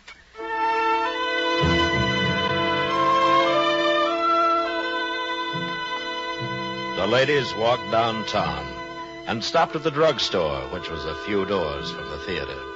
Lavinia bought a quarter's worth of green mint chews, and the druggist dropped the mints into a sack with a silver shovel.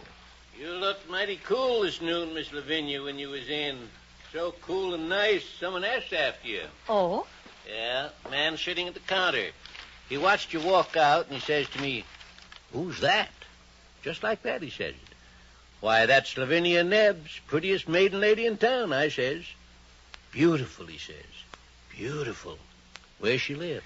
You didn't give him her address, I hope. You didn't. Well, maybe I shouldn't have. Oh, I didn't give him the exact address. I said over on Park Street, near the ravine.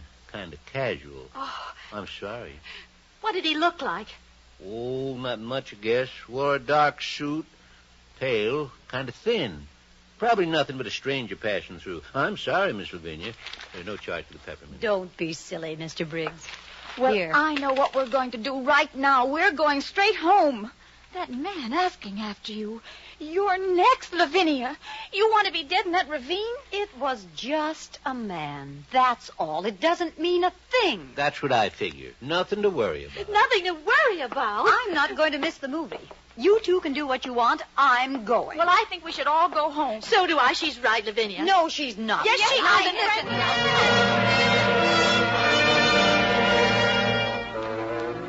They argued for 5 minutes, then the 3 of them went to the theater. Francine and Helen reluctantly. Lavinia, head high, self-possessed, cool. In the auditorium, they sat in the odor of ancient brass polish, waiting for the second show to begin. And the lights began to fade.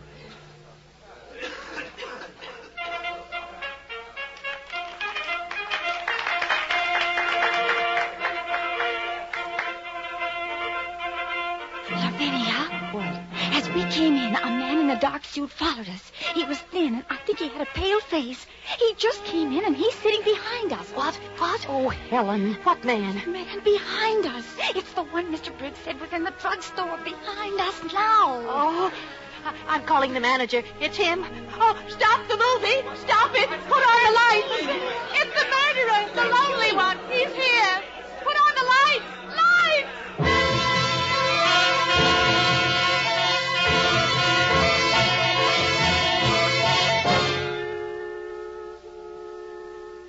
The drugstore clock said 11:25. They'd come out of the theater feeling new. And now they were laughing at Francine. And Francine was laughing at herself. You see how silly it was. All that riot for nothing. When you went running up the aisle screaming lights, honestly, I thought I'd die. Oh, that poor man. The theater manager's brother from Racine. Oh, Francie. Well, I did apologize. Now, you see what a panic can do.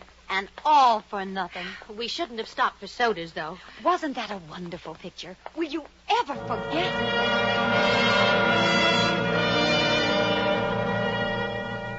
The streets were clean and empty. Not a car or a truck or a person was in sight. The ladies walked under a flickering neon sign, buzzing like a dying insect. The sounds of their heels sharp on the baked pavement. First, we'll walk you home, Francine. Oh, no, I'll walk you home. If you walked me home, you'd have to come back across the ravine alone. I know you. If a leaf even fell on you, you'd drop dead. Well, I could stay the night at your house. No, it's all settled. First, I'll take you home, and then Helen.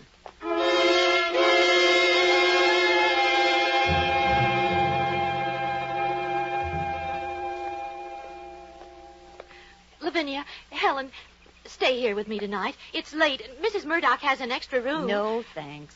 I don't sleep well away from my own bed. Oh, please, Lavinia, please.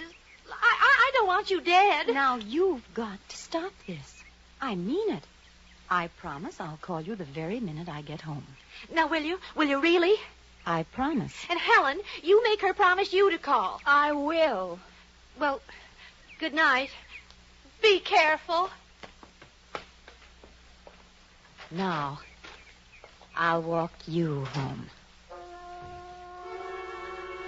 The courthouse clock struck the hour.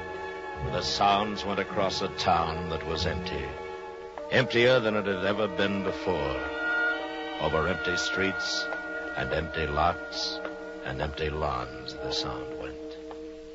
10, 11, 12.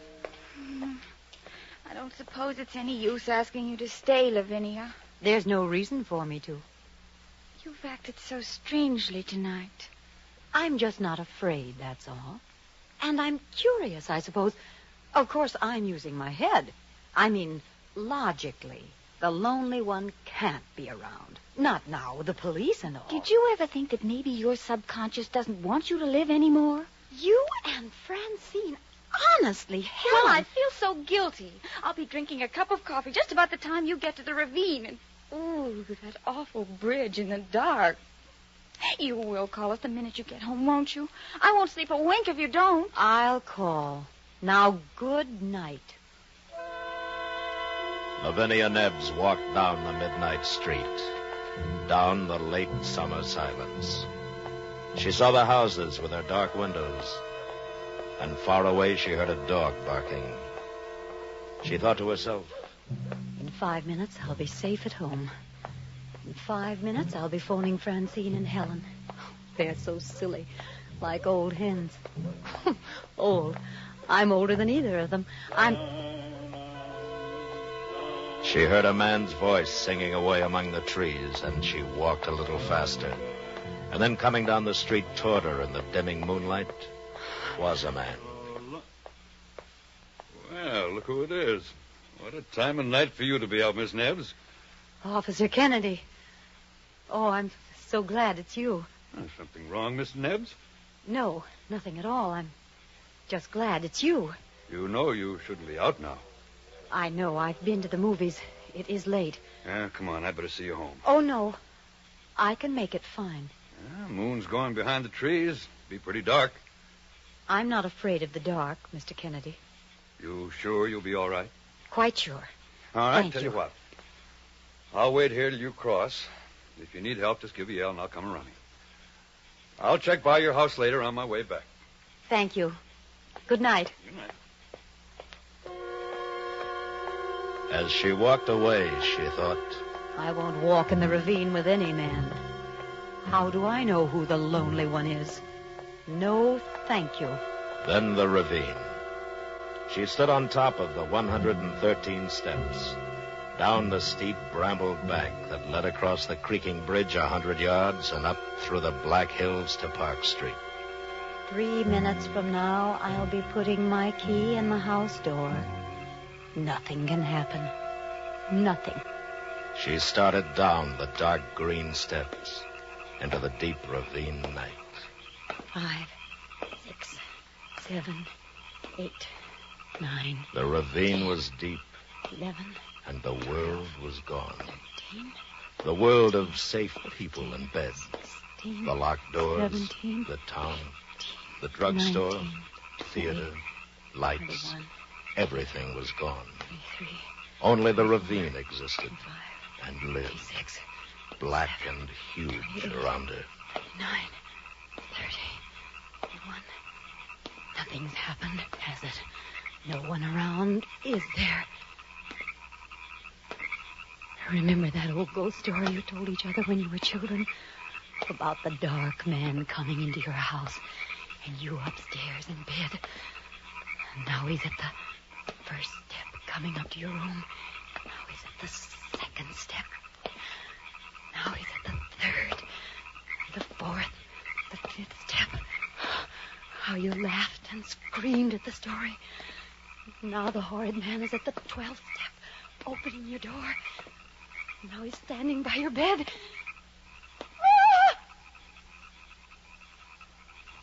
What? What the? There at the bottom of the steps. A man under the light. No. He's gone. He was waiting there. Oh, there's nothing. It's empty. There's nothing. Nothing on the bridge. Fool. It's that story I told myself. How silly. Shall I call Mr. Kennedy? Did he hear me scream? Or did I scream? Maybe I only thought I did. Then he didn't hear me at all. I'll go back up. Go to Helen's and sleep there tonight. No. It's nearer home now. Don't be silly. Wait.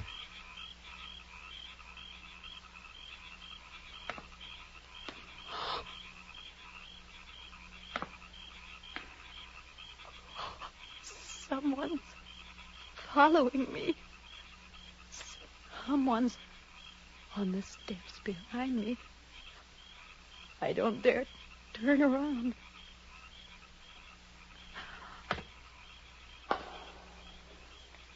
Every time I take a step, he takes one.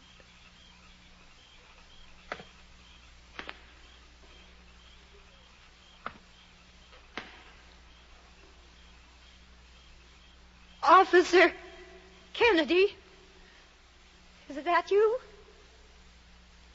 Is it? The crickets were suddenly still. The crickets were listening.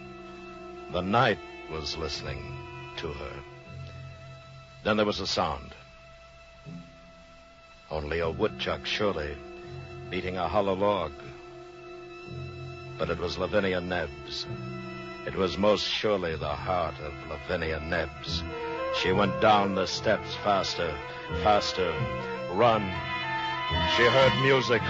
In a mad way, a silly way, she heard the surge of music that pounded at her, rushed, plunging her faster and faster down, down into the pit of the ravine. Only a little way across the bridge. Run! Run! Don't turn! Don't look. If you see him, you'll not be able to move. Just run. And across the bridge, up the path between the hills, the top of the path, the street. And even with the light, the fear swirled about her, closing in, pressing. If I get home safe, I'll never go out alone. I was a fool. Never again. If you let me get home for this, I'll never go out again alone. I promise. Please. Please. Let me. Please. Please, please. Give me time to get inside and lock the door. And I'll be safe.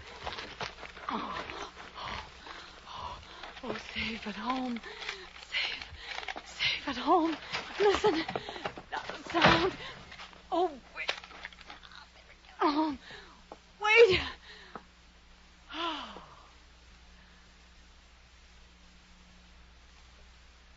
The window.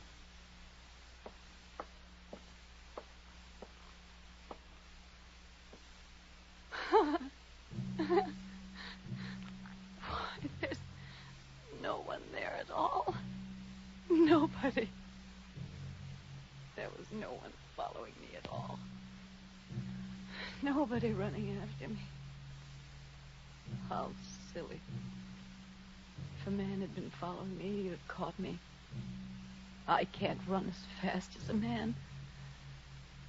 I wasn't running from anything except me. The ravine was safer than safe. Oh, it's nice to be home, though. Home's a really good, warm, safe place. The only place. She had just put her hand out to the light switch when she heard it behind her in the blackness. Just a movement. What? What? Who is it?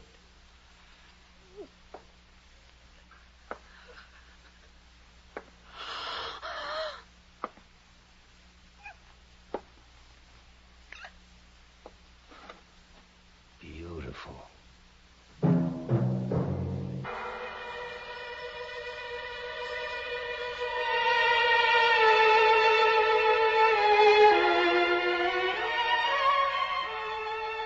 And that's Adventure Theater. Join us each week at this time as we reach into the dusty archives for another thrilling story of mystery and adventure from out of the past. This is the American Forces Radio and Television Service.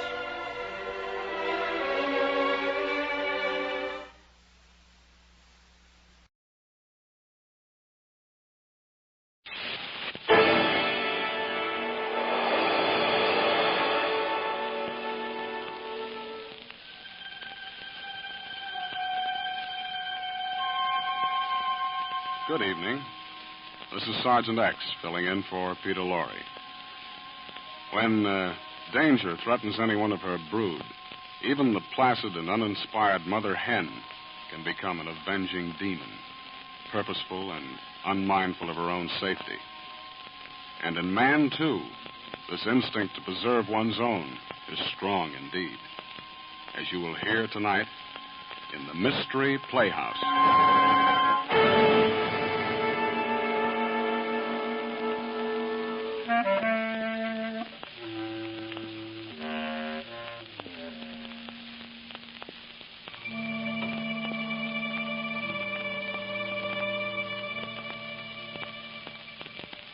Tonight, the Mystery Playhouse is proud to play host to an ardent stamp collector, a proud and loving father, and master detective, the incomparable Charlie Chan. The record of Mr. Chan's achievements in crime detection, you know, is equaled only by his reputation as a family man, a role he much prefers, by the way. However hard Charlie has tried, he's never been able completely to retire and live the life of a simple, home-loving man. Take, for instance, one night when he was seated in the living room poring over his beloved stamp collection. His daughter Rose was writing a letter to her boyfriend overseas with the Navy, and Tommy, his number one son, was expected home from a war bond rally. Dad, can you send an imprint of a kiss by email? Rouge very disconcerting to machine, designed to transfer letter to film. Oh. Humbly suggest you substitute words, I salute my brave warrior with a kiss. That sounds silly, Dad. I'll just say, consider yourself kissed, you mutt.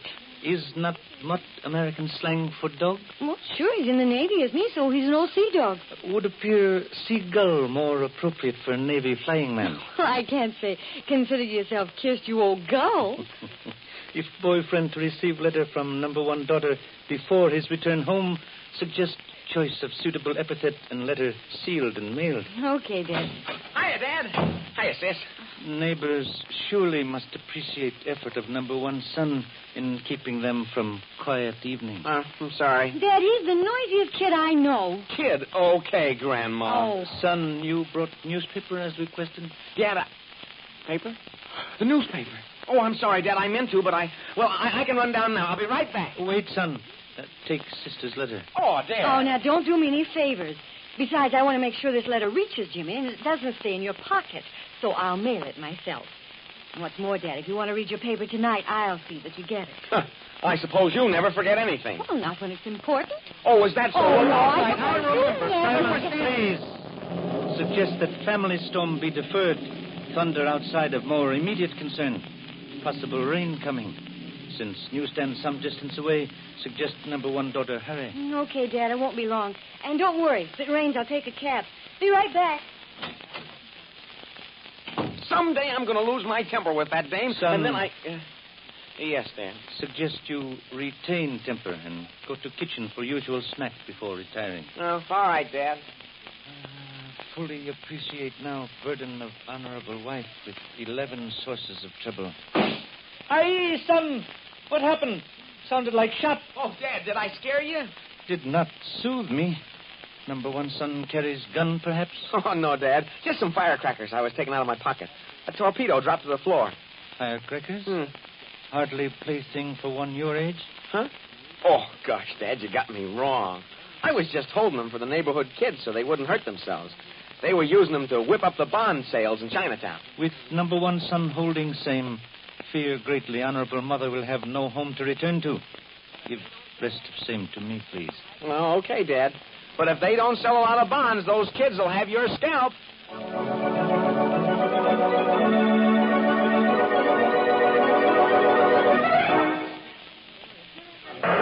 Here's your paper, miss. Kind of wet. Sorry. No, that's okay. Is there a taxi cab around? Yeah, cab in front of the bank there. Hey, cab! Oh, thanks. I'll get it. Sorry, kid. My cab's taken. Yeah, you can't stay in here. I've hired this cab.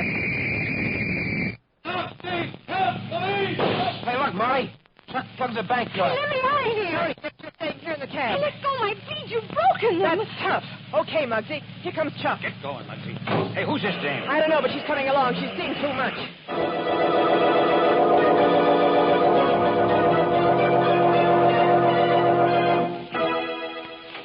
Hey, you. There's an investigation going on here. Move on. 1,000 pardons, Captain Flannery. But I, too, am investigating. Well, Charlie Chan. How are you? Disturbed, Captain. Disturbed. Tell me, why are you here? There's a holdup at the bank. Pretty routine stuff, Chan. Guard shot. Nothing that would interest you. What are you looking at? Notice small coral beads in hand. Oh, these. Picked them up in the gutter. Why the interest? Believe small beads came from necklace worn by number 1 daughter. Rose? Yes. She failed to return from posting letter. Beads suggest possible harm befell her. Hey, wait a minute. The newsboy said a Chinese girl got in the cab. Age seldom gives credit to eyes of youth.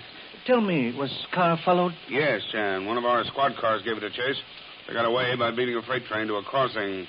We're sure one of our bullets hit the back of the car. Fervently trust same bullet did not go further.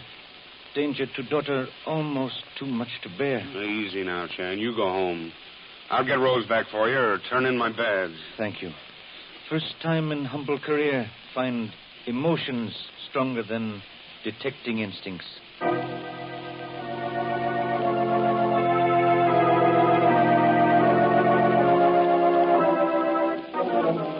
Dad, you've got to cut out this pacing up and down.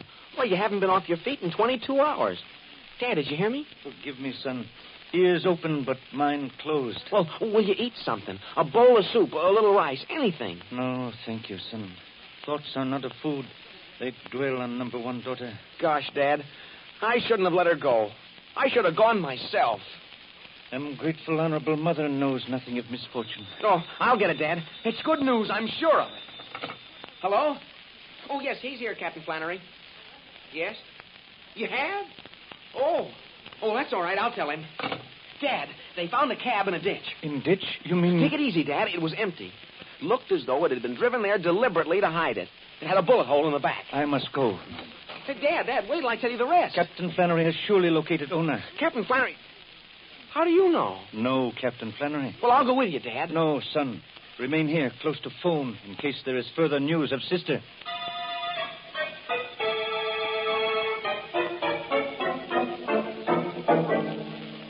Fessig, this is Charlie Chan. He wants to ask you a couple of questions. Look, I ain't denying it was my cab, but I don't know nothing about the holdup. I loaned the hack to my brother. I had to. The kid was wild. The only way I could keep him straight was to let him drive the cab once in a while so he could make some money. Where does Wild Brother make headquarters? Huh? How do you reach the punk when you want him? Why, I don't, you see. What? Oh, well, that is, there's a cigar store on the outskirts of town.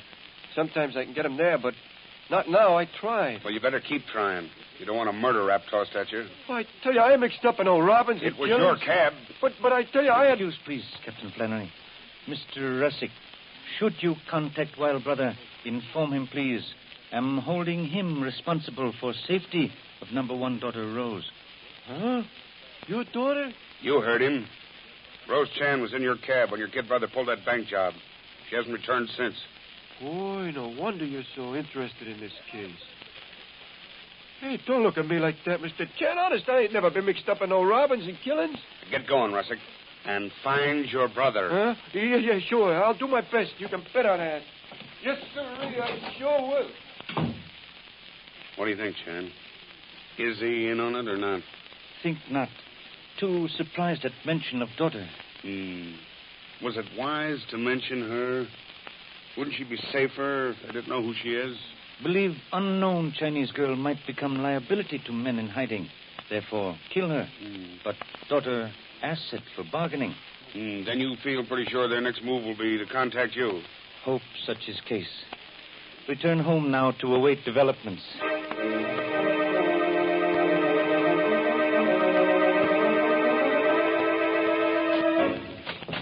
Oh, there you are, Dan. Gosh, where have you been? Taking first steps on path that leads to Honorable Sister. Gosh, I'm sure glad you got back. This was stuck under the door, but when I looked out, no one was there. Handwritten note on wrapping paper. It's a demand for money for Sister's release. Gosh, Dad, what's happened to her? Honorable Sister got in cab used for holdup by mistake. Then this is a ransom note. Yes, son. Gee, $10,000. Where'll you get it? Here's a legitimate question. Long-standing friends may help, but first we'll attempt to contact Mr. Vaughn, president of bank which was robbed. Oh. We'll answer door. Please, phone Mr. Vaughn. Yes, Dad. Captain Flannery. Glad you're here, Chan. Russick just came back to the station house. Said he was sure he could locate his brother. Good. Also have news for you. Ransom note delivered here, demanding $10,000 for release of daughter. $10,000? Dad, I got Mr. Vaughn on the phone. Coming, son. Hey, now look, Chan. You're not going to pay any ransom while I'm on the force. Give me time. Humbly suggest good friend retain shirt. We'll only use banker to divide and conquer enemies with use of cab driver Russick. What do you mean? Listen to phone conversation. Hello? Hello, Mr. Vaughn. Regret delay. No, have not yet apprehended criminals. Hope to do so before night is out. Greatly need your worthy assistance. Also cooperation of some suburban bank. Owner of cab involved will also help. Listen closely, please, to most dangerous plan for releasing daughter, who at moment is in hands of desperate criminals. Trap must be set.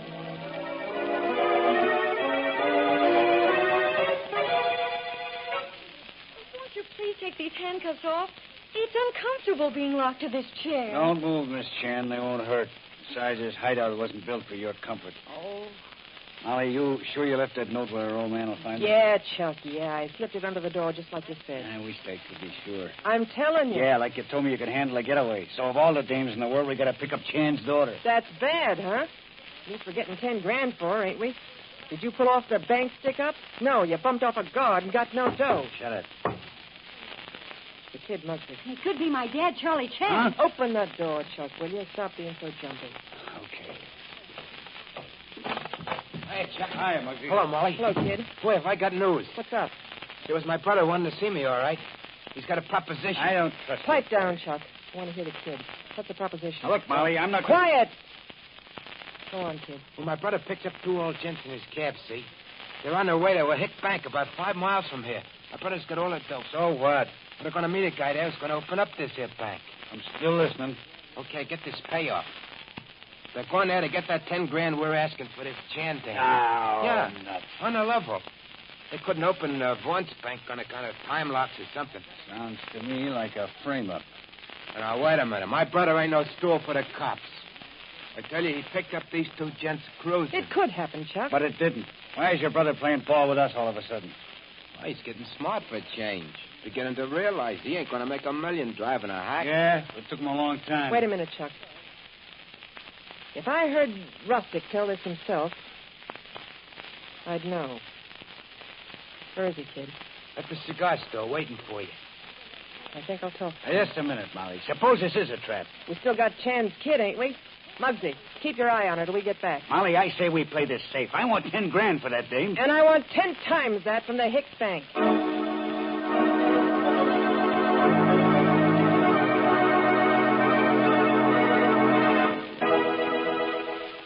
Chan, I think that's the car now. Yeah, that's it. Splendid, Mr. Russick. Wait. The man has left the car. The woman's parking it. Hey, they're both supposed to meet me in my cab outside. Suspect only one will accompany you to bank. Other will return to hiding place to await outcome. Yeah? If anything wrong, fear for safety of number one daughter and your brother. I think you're right, Chan. Look, man already in cab. Woman on way to enter same. We telephone number one son to follow gang car back to hiding place. Okay. I'd better go out before he gets suspicious. Much depends on you, Mr. Russick. Remember carefully all instructions. Speak with caution. Don't worry, Chan. I will. I'll be careful.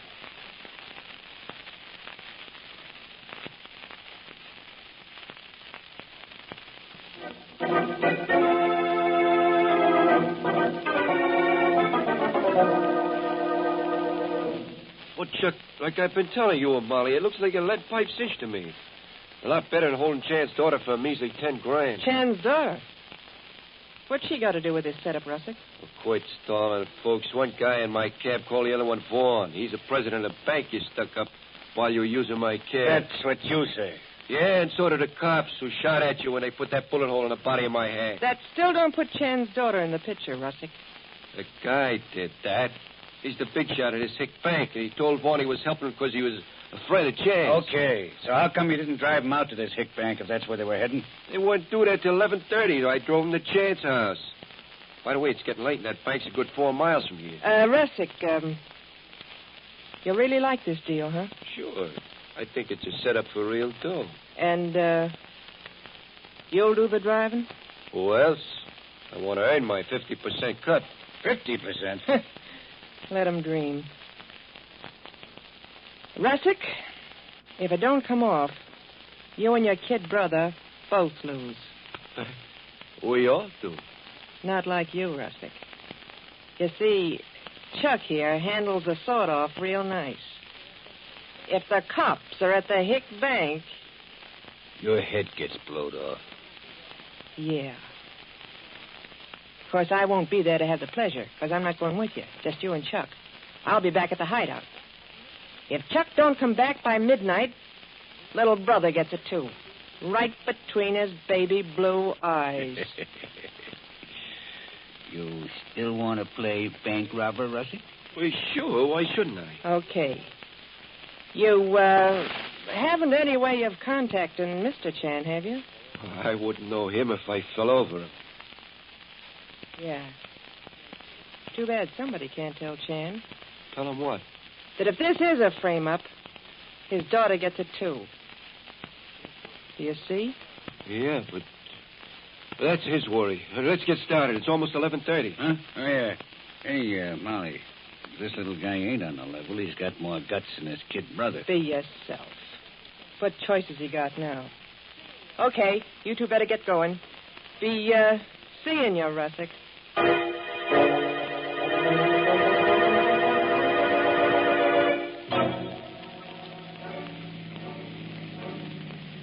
That it, Russick? That stone building ahead? Must be. Yeah. See, there they are. That looks like Vaughn, and there's the other guy. Yeah, they're just going in. Hey, this begins to look good. Should I pull up? Are you nuts? We case the block first. What? Go around the block slow, chump. But ain't it easier if we walk in while they're busy getting the money? We'll be there. Do like I say.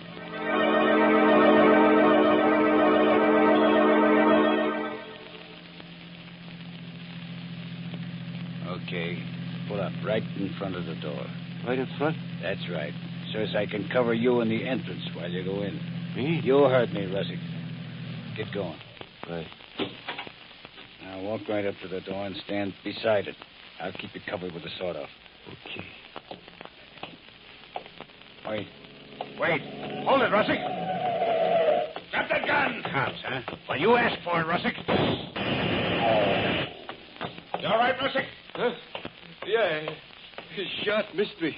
Well, you won't be bothered by him anymore. He's dead. Where's Charlie Chan? He's trailing a day.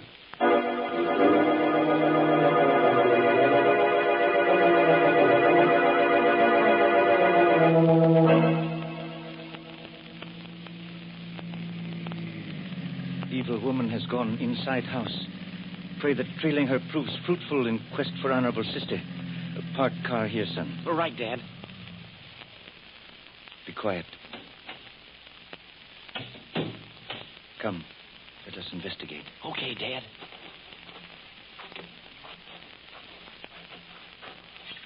Say, Dad, look. That window on the side.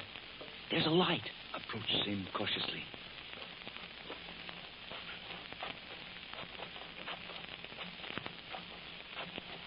Can see honorable sister inside.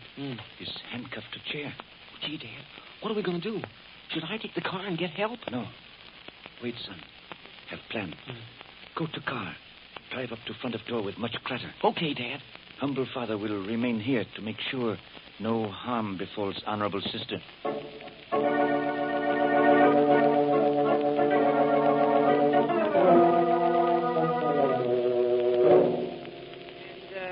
So, Miss Chan, if Russick is on the square, we'll leave you here tied up for your smart old man to find. And what happens if he... You mean if Russick double-crosses us? Look, if Chuck don't show up by midnight, and that ain't far off, I'm sending you to what you call your honorable ancestors. Hey, Molly, you won't kill her, will you? Don't you worry your little head, Muggsy. You won't know a thing about it. What does that mean? Are you kidding? If Chuck don't get back, you'll get bumped off, too. Now, stop worrying. Honest, Molly, I'm telling you, my brother's no stoolie. We'll see, kid. Gee, Molly, maybe the cab broke down on the way back, or maybe... Hey, there's Chuck. I told you they'd pull it off and get back. None too soon, neither. All right. What's that? Cops! They must have trailed us. I'm getting out of here. I ain't got no rod. Keep away from that door. Don't open it. I'll cover the window. There, maybe that'll hold them. Yeah, listen, Tom, we ain't got a chance. I'm going. I said keep that door shut. Okay, you asked for it. Open that door, would you? You shot him. He's outside. He'll be killed. So what? He's yellow. I'm fighting it out, see? It's no use. Your gun's empty. You better surrender. I only got another rod. Heavens, unlock the door. If I unlock it, they'll blast me. You open it. They'll recognize you and won't shoot. I can't. I'm handcuffed, remember? Okay. I'll take them off. Want to get out there and stop them. There. Now they're off. Now get out there and... Hey, what are you doing? Seeing how you look with the handcuffs on. Now stand there where you'll be safe. Oh, Dad. I'm happy to find Pearl of great price unharmed. Boy, am I glad to see you. Are you all right, sis? Oh, yeah, Tommy, I'm okay, but... Hey, where are the others? What others, daughter? Why, the police who surrounded the house. No police, only humble father and brother. What? Say, I ought to... No, you don't. Hey, how did the handcuffs get on you? Ask your smart sister. Huh? Oh, I get it. Oh, but, Dad, where'd all the shots come from? You hardly ever carry a gun. Is correct. Did not do so on this occasion. Say, what are you giving us? I suppose you made all that racket out there with firecrackers. Again correct. Firecrackers taken from number one son, which were to be used in worthy cause. What do you mean, Dad? No questions now, please. First must attend wounded brother of Mr. Russick. Then deliver evil lady to police. Explanations will come at home.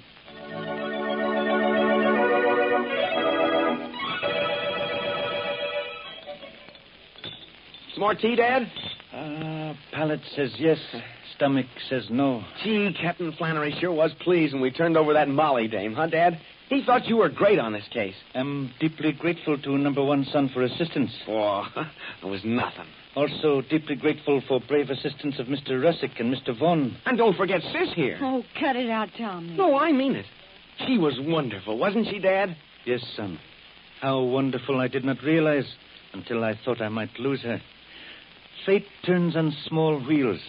Consider good fortune at beginning when beads were torn from worthy sister's throat by evil ones. Oh, but Dad, those beads weren't torn.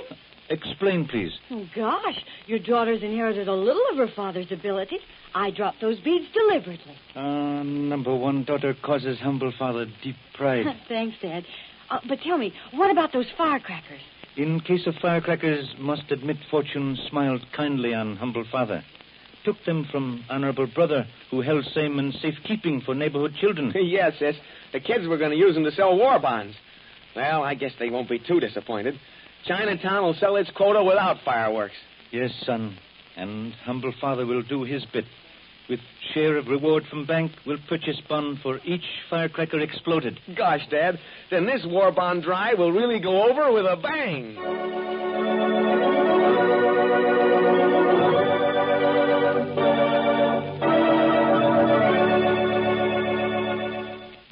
Well, Charlie, you did it again. But I guess it doesn't hurt to have a smart daughter around, huh? It's certainly been fine to have you with us tonight, and I hope we can tear you away again from the family hearth, to say nothing of your stamp collection, real soon. Right about now, Mr. Laurie, if he were here, would invite you all to the green room to eavesdrop on the rehearsal for our next Mystery Playhouse production. And who am I to be different? Follow me, please. Come.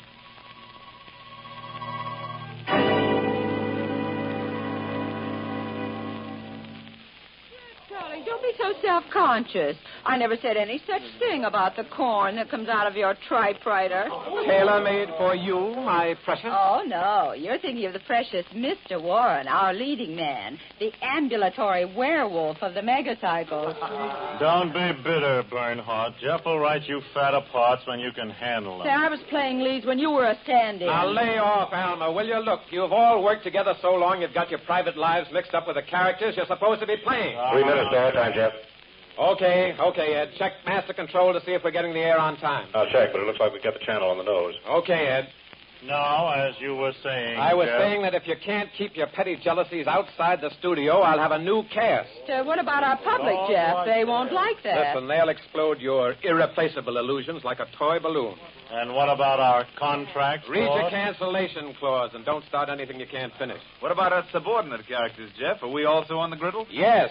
Kent, you can quit wandering around the studio making passes at every ingenue I cast on this show. And how you pick them? Or lay off the wisecracks, Kent, or your reputation as the ham that dies 1,000 deaths will catch up with you. What about Mary Smith, Jeff? Haven't you any unkind words for our honey-haired heroine of tonight's masterpiece of mayhem? No, I have not. Mary at least tries to play her part in spite of Warren's wolfing and your burn. I resent that. What she and Warren does is no concern of mine. Now, lay off, Alma. In this studio, I'm the boss. I'll make the wisecracks and I'll do the telling.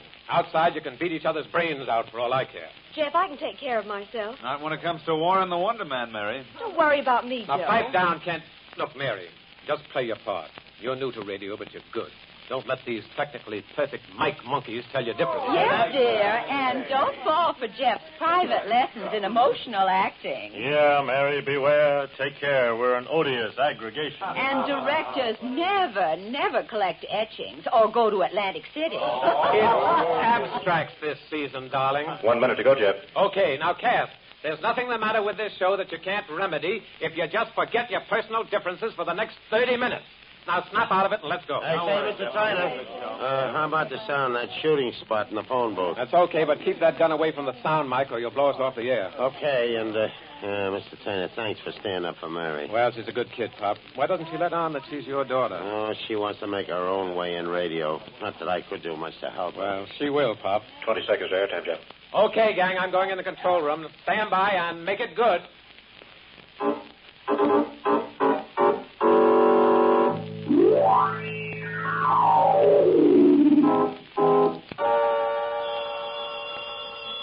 Okay, here comes the last scene, Ed. So far, so good, Jeff. Hello? Hello, Blake Detective Agency. Hiya, sweet. Now listen. Oh, yes, darling. Where are you phoning from? From a phone booth at a corner drugstore. Now listen. Yes, Pretty good show so darling, far, I'm Jeff. listening. Yeah, cut the volume on that control room Goodbye. speaker, You Ed. do them rather well. Okay, Jeff, I thought you wanted to really hear this last scene. I do, but not that badly. Truth and nothing but the truth. That's better. That lacing you gave the cash sure snapped them out of it, Jeff. Yeah, but there's too much bad blood out there. I'm going to have to make some changes. All That right. shooting spot is Now coming up. what, Watch it. I Wonder Man. I've just found out who killed our client. Who was it? None other than our old friend. I'm shot. I am shot. Help. Somebody help me. What's the matter? What's the matter? Say, they played that like they meant it. I'd rip their heads off. Jeff, the script only called for one shot. Yeah, Pop's nervous tonight. Probably pulled the trigger twice. What happened to you? Say, what's going out there in the studio? Pop didn't fire that shot. He's over by the curtain in front of the phone booth.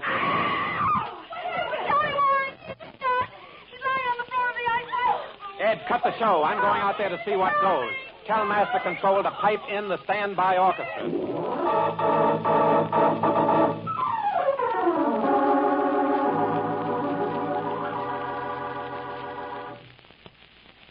Well.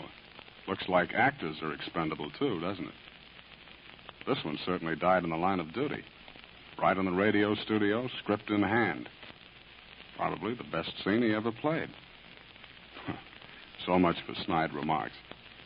Why don't you plan to be in your seats for our next performance when big town Steve Wilson, fighting newspaper editor that he is, becomes involved in murder in the radio studio.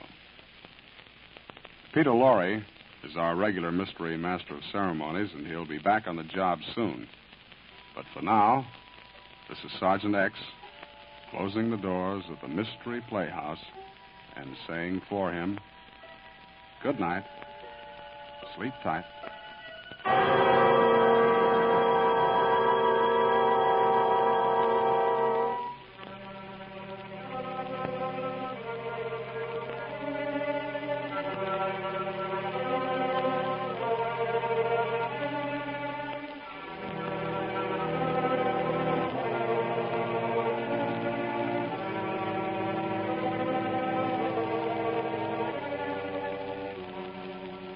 This is the Armed Forces Radio Service.